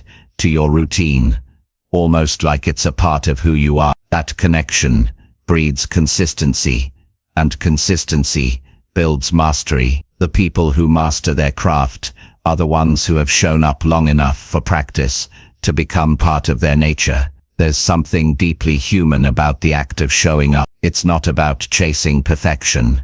It's about honoring your potential. It's about saying, even if no one sees me, I will still do the work. Every repetition, every effort, every attempt is a vote for the kind of person you want to be. Those votes compound over time until your identity catches up with your actions. To silence doubt, you must give it no room to speak. When you fill your life with action, you leave no space for overthinking. You stay too busy growing to be distracted by fear. Showing up daily turns anxiety into assurance, because your progress becomes undeniable. You stop asking, "Can I do this?" and start saying, "I am doing this." That shift in language changes everything. As you continue to show up, you develop a quiet confidence, not arrogance, but certainty. You no longer need constant reassurance, because you trust your own consistency. You know that no matter what happens, you'll keep moving forward. That kind of self-belief is unbreakable, because it's earned through discipline, not borrowed from praise. Every single day is a chance to prove to yourself that you are capable of more than you think. You don't need to leap, you just need to take the next step. The magic of showing up is that it turns ordinary effort into extraordinary change. Over time, the person who simply kept going becomes the person who achieves what others only talk about. The greatest way to silence doubt is not through confident speeches or positive affirmations. It's through consistency. Doubt cannot argue with action. It loses every debate when you show up one more time. When you choose progress over excuses, movement over hesitation, and commitment over fear, you become unstoppable. You may never completely eliminate doubt, but you can starve it. Every day you show up, you feed your belief instead. You remind yourself that growth isn't about certainty. It's about courage. It's about doing the work today and trusting that tomorrow will reward your persistence. That's how confidence is built, one act of showing up at a time. So even on the days when your mind questions everything, when your energy feels low and your progress seems invisible, show up anyway. Show up tired, show up scared, show up imperfect, because the act of showing up is how you win the quiet battle against doubt. Each day you keep your promise to yourself. You build an inner voice that says, "I've got this." That voice gets louder, steadier, and stronger with time until doubt no longer leads you. Chapter 8. Direct your energy toward what truly matters daily. Energy is the most valuable resource you have. It's more important than time, because time is useless without energy to use it well. Every day, you wake up with a limited amount of mental, emotional, and physical energy. What you choose to do with it shapes your life. Some people waste their energy on things that don't matter, overthinking, complaining, comparing, or chasing distractions, and they wonder why they feel empty at the end of the day. Others direct their energy with intention, and every day becomes an investment in their future. The quality of your life depends on where your energy flows. Directing your energy means being deliberate about what you give your attention to. Every thought, every conversation, every action either drains or strengthens you. You can't control everything that happens, but you can control how you respond. The strongest people are not the ones who never get tired. They are the ones who learn where not to spend themselves. If you give your energy to things outside your control, you lose focus. But when you reserve it for meaningful work, growth, and peace, you gain power. Most people don't realize how much energy they waste daily. They get caught up in other people's opinions, minor inconveniences, and endless scrolling. These small leaks drain the strength needed for real progress. You can't build discipline or success if your energy is scattered. You need clarity. A clear understanding of what deserves your attention and what doesn't. Clarity acts like a filter that keeps you aligned with your purpose. Every morning, your energy is like a budget. You can spend it wisely or carelessly. The difference between success and exhaustion often lies in those invisible choices. When you start your day by reacting to messages, drama, or negativity, you spend your energy before the day truly begins. But when you start with intention, reflection, gratitude, movement, planning, you take control. You tell your mind, "Today I lead my energy, not the other way around." Directing your energy doesn't mean working non-stop. It means choosing focus over frenzy. Many people mistake busyness for progress. They fill their schedule with endless tasks that look productive but lead nowhere. Real progress comes from doing fewer things with greater depth. The goal is not to do everything, it's to do what truly matters, consistently and with purpose. Ask yourself every day, what matters most right now? Not what's easiest, not what's urgent for someone else, but what truly moves your life forward. The answer to that question should guide your energy. It could be improving your health, building your skill, nurturing your relationships, or deepening your peace of mind. Whatever it is, Give it your full focus. Don't scatter your strength across too many directions. Concentration is power. The mind naturally looks for stimulation. That's why distractions are so tempting. But every distraction you give into costs you a piece of your focus. You don't lose hours all at once. You lose them in small, invisible fragments. A few minutes wasted here, a few moments lost there, and before you know it, your energy is gone. The way to protect your energy is through awareness. Notice what drains you and what fuels you. Keep what gives life and distance yourself from what takes it. There's a simple truth about energy. What you feed grows, and what you ignore fades. If you feed worry, it multiplies. If you feed gratitude, it expands. If you feed your purpose, it strengthens. You can't control how you feel every day, but you can choose where you focus your effort. Attention is energy, and where attention goes, growth follows. Directing energy also means saying no, often and unapologetically. Every yes you give to something meaningless is a no to something that matters. You can't do deep work if you're constantly distracted by shallow commitments. Learn to protect your focus like it's sacred. Say no to unnecessary conversations, unproductive habits, and people who drain you with negativity. Boundaries are not walls, they are gates that keep your energy safe for what truly deserves it. It's not enough to know what matters, you must act on it. Many people have clarity about what they want, but lack consistency in acting on it. They set intentions in the morning, but lose direction by afternoon. That's because they haven't learned to anchor their focus in action. Thinking about goals is not enough.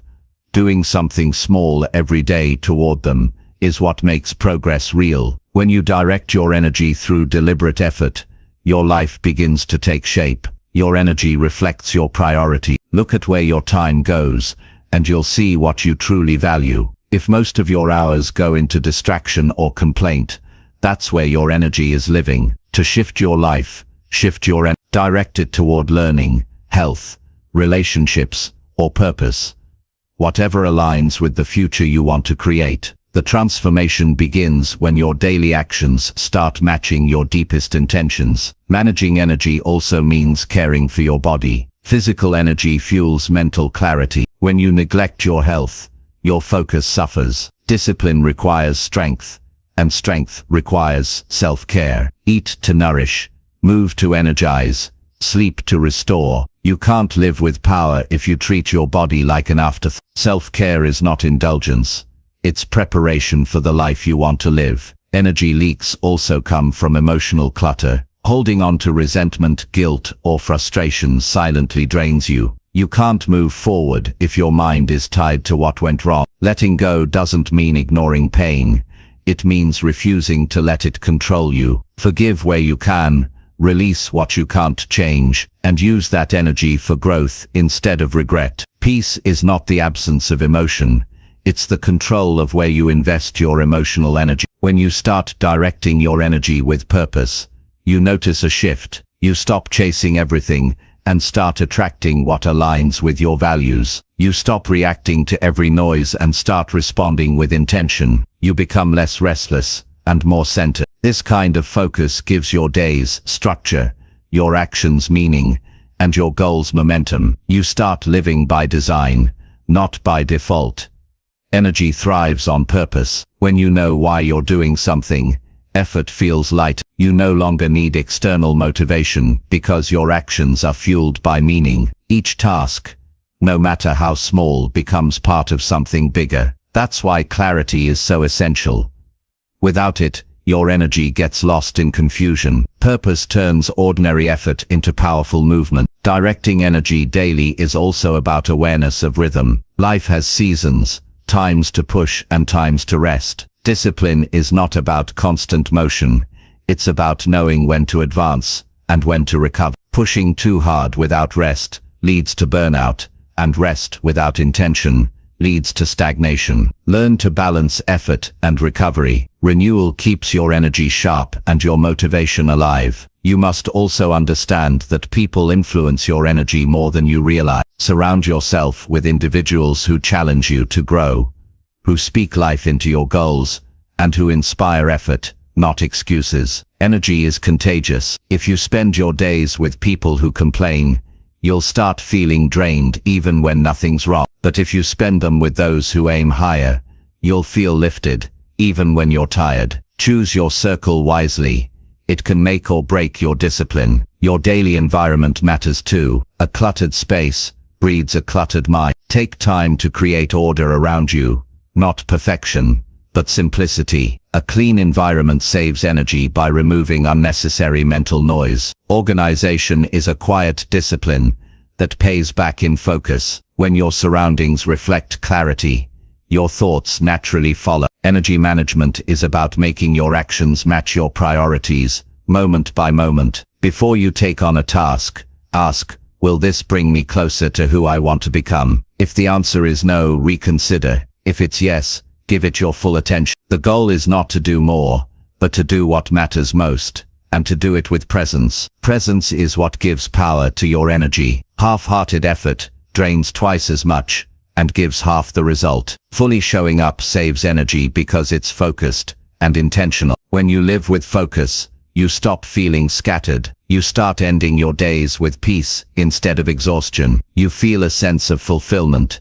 not because everything is perfect, but because you know your energy went towards something meaningful. The satisfaction of progress replaces the fatigue of distraction. That's the reward of living intentionally. The discipline to direct your energy is built through daily awareness. Each day, check in with yourself. Where did your attention go today? Did it move you forward or hold you back? This reflection keeps you accountable. It helps you correct your course before distractions take over. Awareness is not judgment, it's adjustment. You don't criticize yourself for losing focus. You simply bring it back. That's how control over energy becomes second nature. The truth is, you cannot control everything that happens in life, but you can always control how you use your energy. You decide whether to feed frustration or patience, reaction or reflection, fear or the mind will always try to pull you toward easy comfort, but your purpose will pull you toward meaningful effort. Choose the direction consciously. Every day is a fresh chance to use your strength wisely. When you learn to direct your energy toward what truly matters, you stop chasing everything that glitters and start building something that lasts. You stop exhausting yourself with meaningless effort and start creating real results. You stop living by accident and start leading yourself with purpose. That shift transforms not just your days, but your entire life. Directing your energy daily is not about perfection. It's about awareness, intention, and consistency. You won't get it right every day, but each moment you choose focus over distraction, purpose over noise, and progress over comfort, you grow stronger. The power of your life lies in how you spend your energy. Protect it, guide it, use it wisely, because every drop of energy you invest with intention becomes a force that shapes your future, and the more you learn to master it, the more unstoppable you become. Chapter 9. Rebuild your confidence by mastering one task each day. Confidence is not something that appears out of nowhere. It's not built through words, wishes, or empty motivation. It grows from evidence that you can depend on yourself. Every time you set out to do something and actually complete it, you give your mind proof of your ability. That proof becomes belief, and that belief becomes confidence.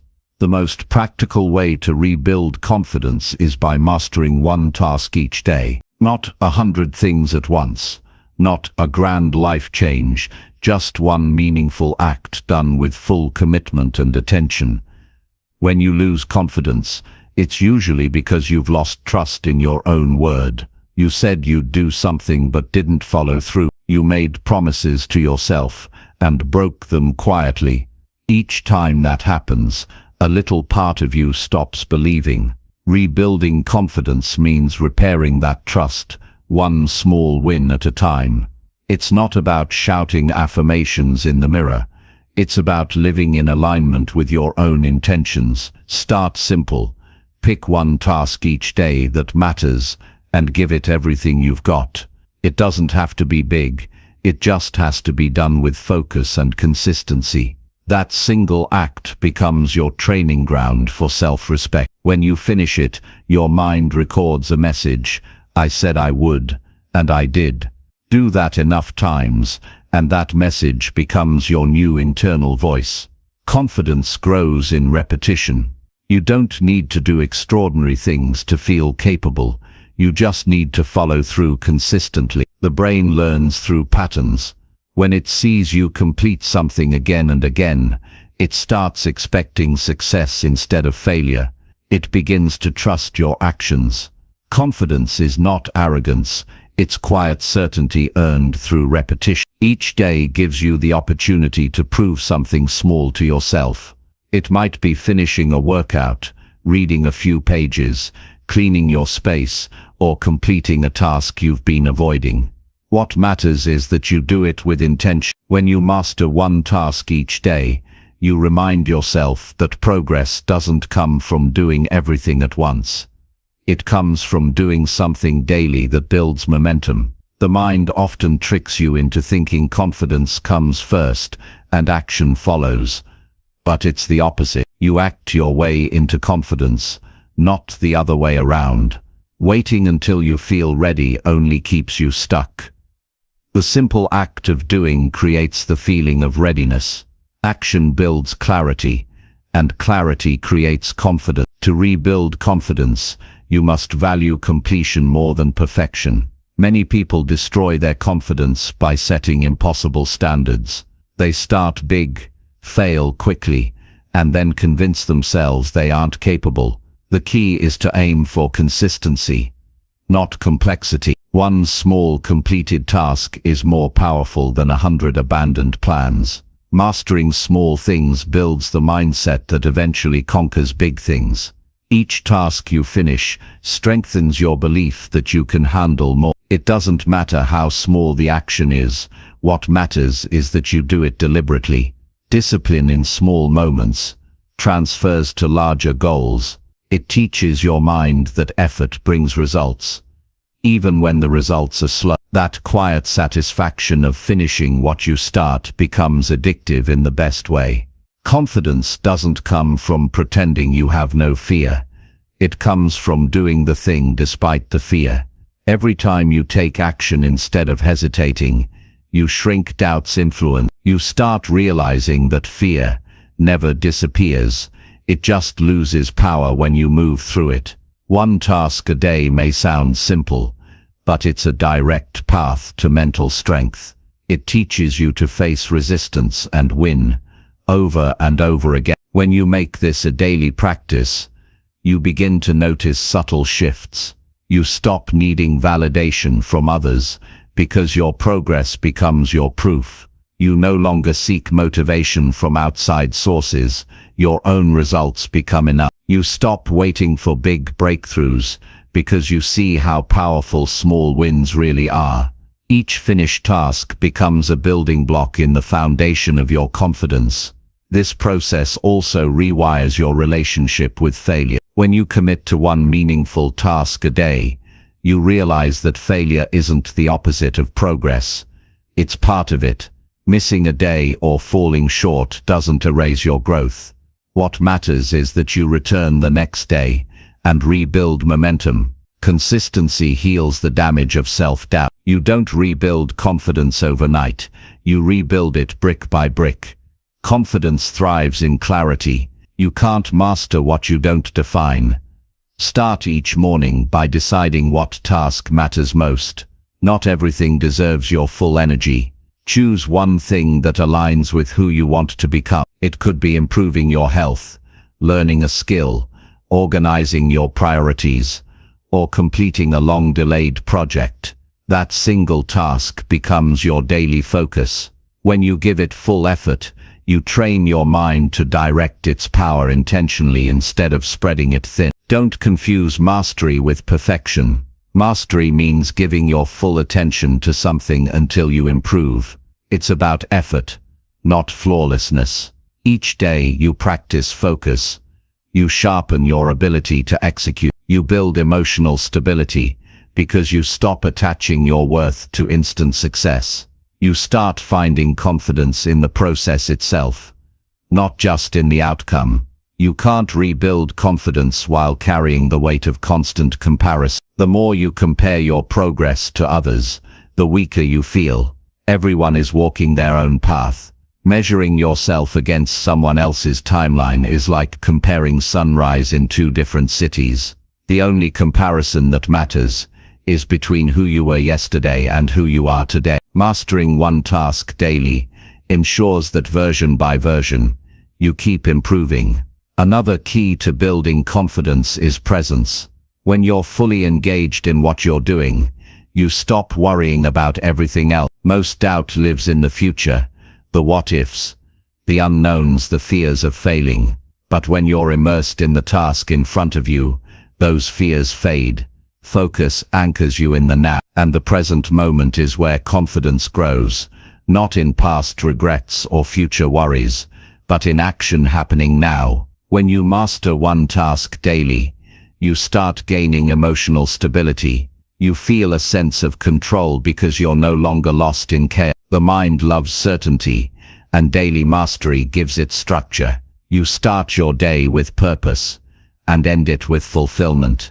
Even if nothing else goes as planned, completing that one task reminds you that you still have power. That feeling builds emotional resilience, the strength to stay centered when life becomes unpredictable. Small tasks mastered consistently create big internal change. The act of completion becomes a ritual of renewal. You end each day with a sense of closure, and that closure builds. It replaces anxiety with accomplishment. You stop ending your days with guilt for what you didn't do, and start ending them with pride for what you finished. That shift changes how you wake up the next morning, with confidence instead of regret. Confidence grows in environments where effort is acknowledged. Don't overlook your progress. Acknowledge your wins, no matter how small. Celebrate completion, because celebration strengthens belief. Your mind needs reinforcement, a moment to register that your effort matters. Each time you recognize your consistency, you reinforce the behavior that builds more of it. You also need patience.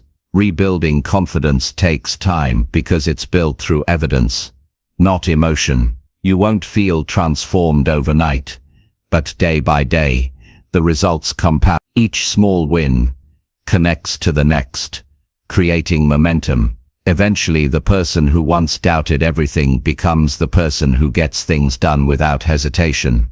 The transformation feels natural because it's been earned slowly and honestly. Confidence is fragile when it's built on appearance, but unbreakable when it's built on effort. External confidence fades when challenges appear. Internal confidence grows stronger with every challenge you overcome. That's why mastering one task daily is so powerful. It gives you daily proof of strength. It turns discipline into identity, and effort into assurance.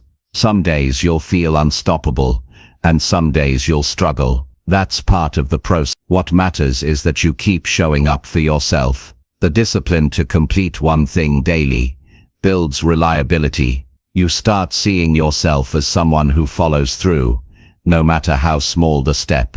That identity becomes armor against doubt. The beauty of this approach is that it works for every area of life, whether it's your health, career, relationships, or personal growth. Mastering one task daily creates ripple effects. You build consistency, focus, and trust in yourself, the three pillars of confidence. Over time, those small wins accumulate until they redefine how you see yourself. You stop saying "I can't" and start saying "I can handle it."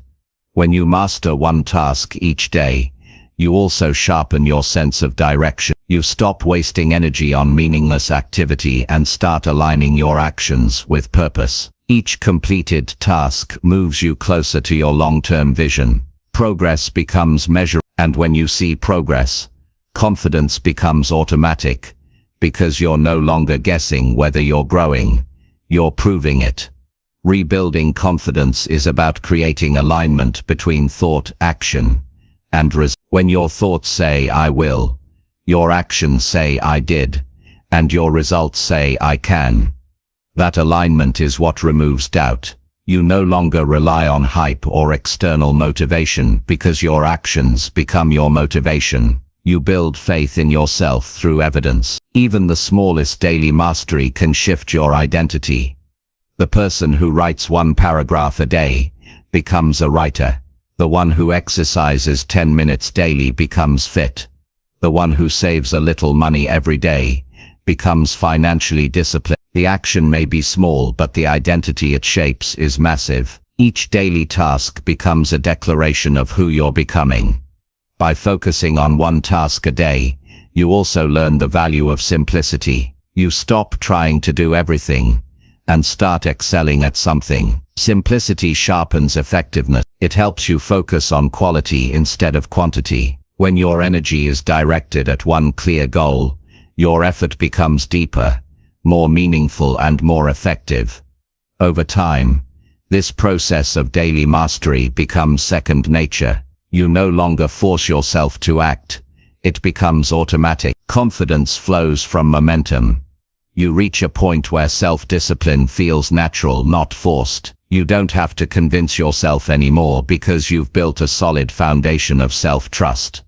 The truth is, confidence isn't loud. It doesn't need to prove anything. It's calm, quiet, and rooted in self-respect. When you know you've done the work, you don't need to seek approval. You carry a presence that says, "I've earned this." That kind of confidence is unshakable because it's real. It's not based on image or reputation.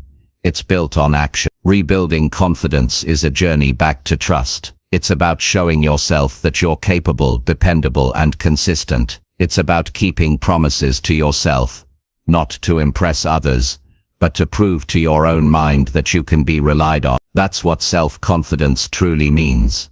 Confidence in self and self-trust is the most powerful form of strength. So start today, choose one thing, master it, and repeat tomorrow. Keep stacking small victories until they become undeniable proof of your capability. Let your actions speak louder than your doubts, because the moment you start following through on what you said you would do, your confidence begins to rebuild, quietly, steadily, and permanently. Every day, 1 task at a time. You reclaim the belief that you can rely on yourself, and when that belief becomes your foundation, there's nothing you can't achieve. Chapter 10. Live each moment as proof of your inner strength. Strength is not proven by what you talk about. It's revealed by how you live each day. You don't have to announce your resilience or declare your courage. Your actions show it for you. Every time you face discomfort without giving in, every time you keep your composure when things fall apart, every time you choose effort over excuses, you're living proof of your inner strength. You might not notice it in the moment, but each small act of perseverance becomes part of your character.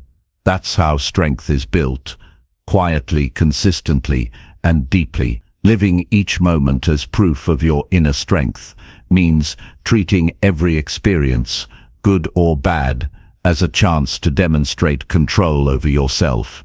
It's not about showing the world how tough you are. It's about proving to yourself that you can handle what comes your way without losing who you are. Life will test you in ways you never expect. It will put pressure on your patience, your faith, your discipline, and your attitude. But strength is not avoiding those tests. It's facing them with calm determination. The truth is, your power is revealed most clearly in the moments no one else sees. When you wake up early to keep a promise to yourself, when you push through a day that feels impossible, when you keep moving forward even though no one is clapping, those are the moments that define you. Strength isn't loud, it's steady. It's the decision to keep showing up when no one's watching and no one's cheering. Every moment gives you 2 choices: to act from weakness or from strength. Weakness reacts, strength responds. Weakness complains, strength adapts. Weakness looks for escape, strength seeks growth. Living from your inner strength means choosing the response that aligns with your values, not your emotions. It means refusing to let temporary feelings control your permanent direction. When life feels heavy, your natural instinct might be to pull away, to pause, to wait for things to feel lighter. But that's when your strength matters most.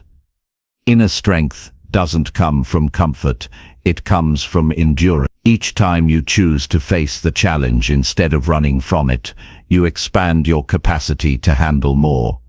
The weight never gets easier, you simply get stronger. Living each moment as proof of your strength means refusing to be a victim of your circumstance. You can't always control what happens, but you can always control your mindset. You can choose not to be broken by what's difficult. You can choose to find something to learn, something to build, something to improve. Strength is not denial of pain. It's the ability to stand through it without losing your center. You prove your inner strength when you choose peace over reaction. When someone provokes you and you stay calm, that's strength. When you're tempted to quit but continue anyway, that's strength. When you stop arguing with what you can't control and focus on what you can, that's strength. The greatest display of power is self-control, not dominance over others, but mastery over your own impulses. Some people think strength is about not feeling anything. That's not true. Strength doesn't mean you're emotionless. It means your emotions don't decide your direction. You can feel fear, frustration, or sadness and still act with purpose. You can acknowledge your pain and still move forward. Emotional strength is built when you refuse to let your feelings interrupt your commitment to what matters. The mind often looks for dramatic moments to prove strength, big achievements, major victories, visible success. But the real proof lies in ordinary moments. It's in how you talk to yourself when no one's listening. It's in how you treat people who can't help you. It's in how you keep faith when progress is invisible. The world may never see those quiet battles, but they're the foundation of every great achievement. Every day, life gives you situations where you can either complain or create change. Inner strength means using that energy to improve rather than resist. When you focus on solutions instead of problems, you reclaim control. It doesn't mean pretending everything is fine. It means believing that you can make it better. That belief transforms frustration into motivation. Living as proof of your inner strength also means holding yourself accountable. Strength grows when you take full ownership of your life, not blaming, not avoiding, but accepting that your choices shape your results. When you take responsibility, you empower yourself. You stop waiting for rescue and start leading yourself out of difficulty. Responsibility is not a burden. It's freedom disguised as discipline. You also show strength through patience. Anyone can endure for a day. Real power is staying consistent over time. Strength is not rushing progress or forcing outcomes. It's trusting the process, even when it's slow. It's continuing to work, even when no reward is in sight. Patience turns discipline into mastery. When you stay patient with yourself, you give your growth the time it deserves. Another way you live your strength daily is through gratitude. It's easy to focus on what's missing, but strength looks for what's present. Gratitude doesn't ignore difficulty. It reminds you that there's still something good within it. When you practice appreciation, you shift your perspective from scarcity to abundance. That mindset doesn't just make you happier, it gives you resilience. Strength is revealed through calmness in chaos. Anyone can stay composed when life is easy, but when uncertainty strikes, your true nature shows. The ability to stay steady when everything around you shakes, that's mastery. It's not that you don't feel the storm, it's that you've trained your inner peace to be stronger than the noise outside. Living every moment as proof of your strength also means making peace with the past. You can't change what's already happened, but you can control how it shapes you. Strength is choosing to let lessons guide you rather than letting mistakes define you. It's understanding that failure isn't a mark of weakness, but a sign that you're growing. You move on, not by forgetting, but by forgiving yourself and others. Your strength becomes visible in how you treat yourself on hard days. When you show yourself compassion instead of criticism, you're demonstrating maturity. Self-respect means you don't speak to yourself with words you wouldn't say to someone you love. Strength is not punishing yourself for imperfection. It's guiding yourself back on track with honesty and grace. You also prove your inner strength by setting standards and holding to them. The world will constantly tempt you to lower them, to settle for less, to take shortcuts, to give in to comfort. But strength refuses. It says, I expect more from myself. Every time you hold your ground against temptation, you reinforce your power. You teach yourself that discipline is not restriction, it's protection. True strength is not about dominance, it's about alignment. It's living in harmony with your values. When your choices match your beliefs, you feel grounded. When you act against your principles, you feel conflict. Strength is choosing integrity over convenience, even when no one notices. It's standing for what's right, even when it's unpopular. Each moment in life is an opportunity to demonstrate courage. Sometimes courage means speaking up. Sometimes it means staying silent. Sometimes it's taking a bold step forward. Other times it's holding back with patience. Living from strength means having the awareness to know the difference. It's not about doing what feels powerful, it's about doing what's right. Your inner strength is also revealed in your ability to rise after disappointment. Every time you recover from something that could have broken you, you rebuild yourself stronger. Resilience is not about never falling, it's about refusing to stay down. Each comeback adds another layer of confidence. You realize that you can survive hard days, and not just survive, but grow through them. Living with inner strength doesn't mean life gets easier, it means you get better at handling it. You stop expecting circumstances to cooperate, and start adapting to what is. You stop seeking comfort and start seeking growth. You stop asking why me, and start asking what can I learn from this. That shift in attitude changes everything. Each moment of your day is a chance to show strength through choice. When you choose discipline over distraction, peace over reaction, consistency over laziness, you're strengthening your character. Strength is built not in grand decisions, but in countless small ones. Each one adds a brick to the wall of self-respect that protects your future.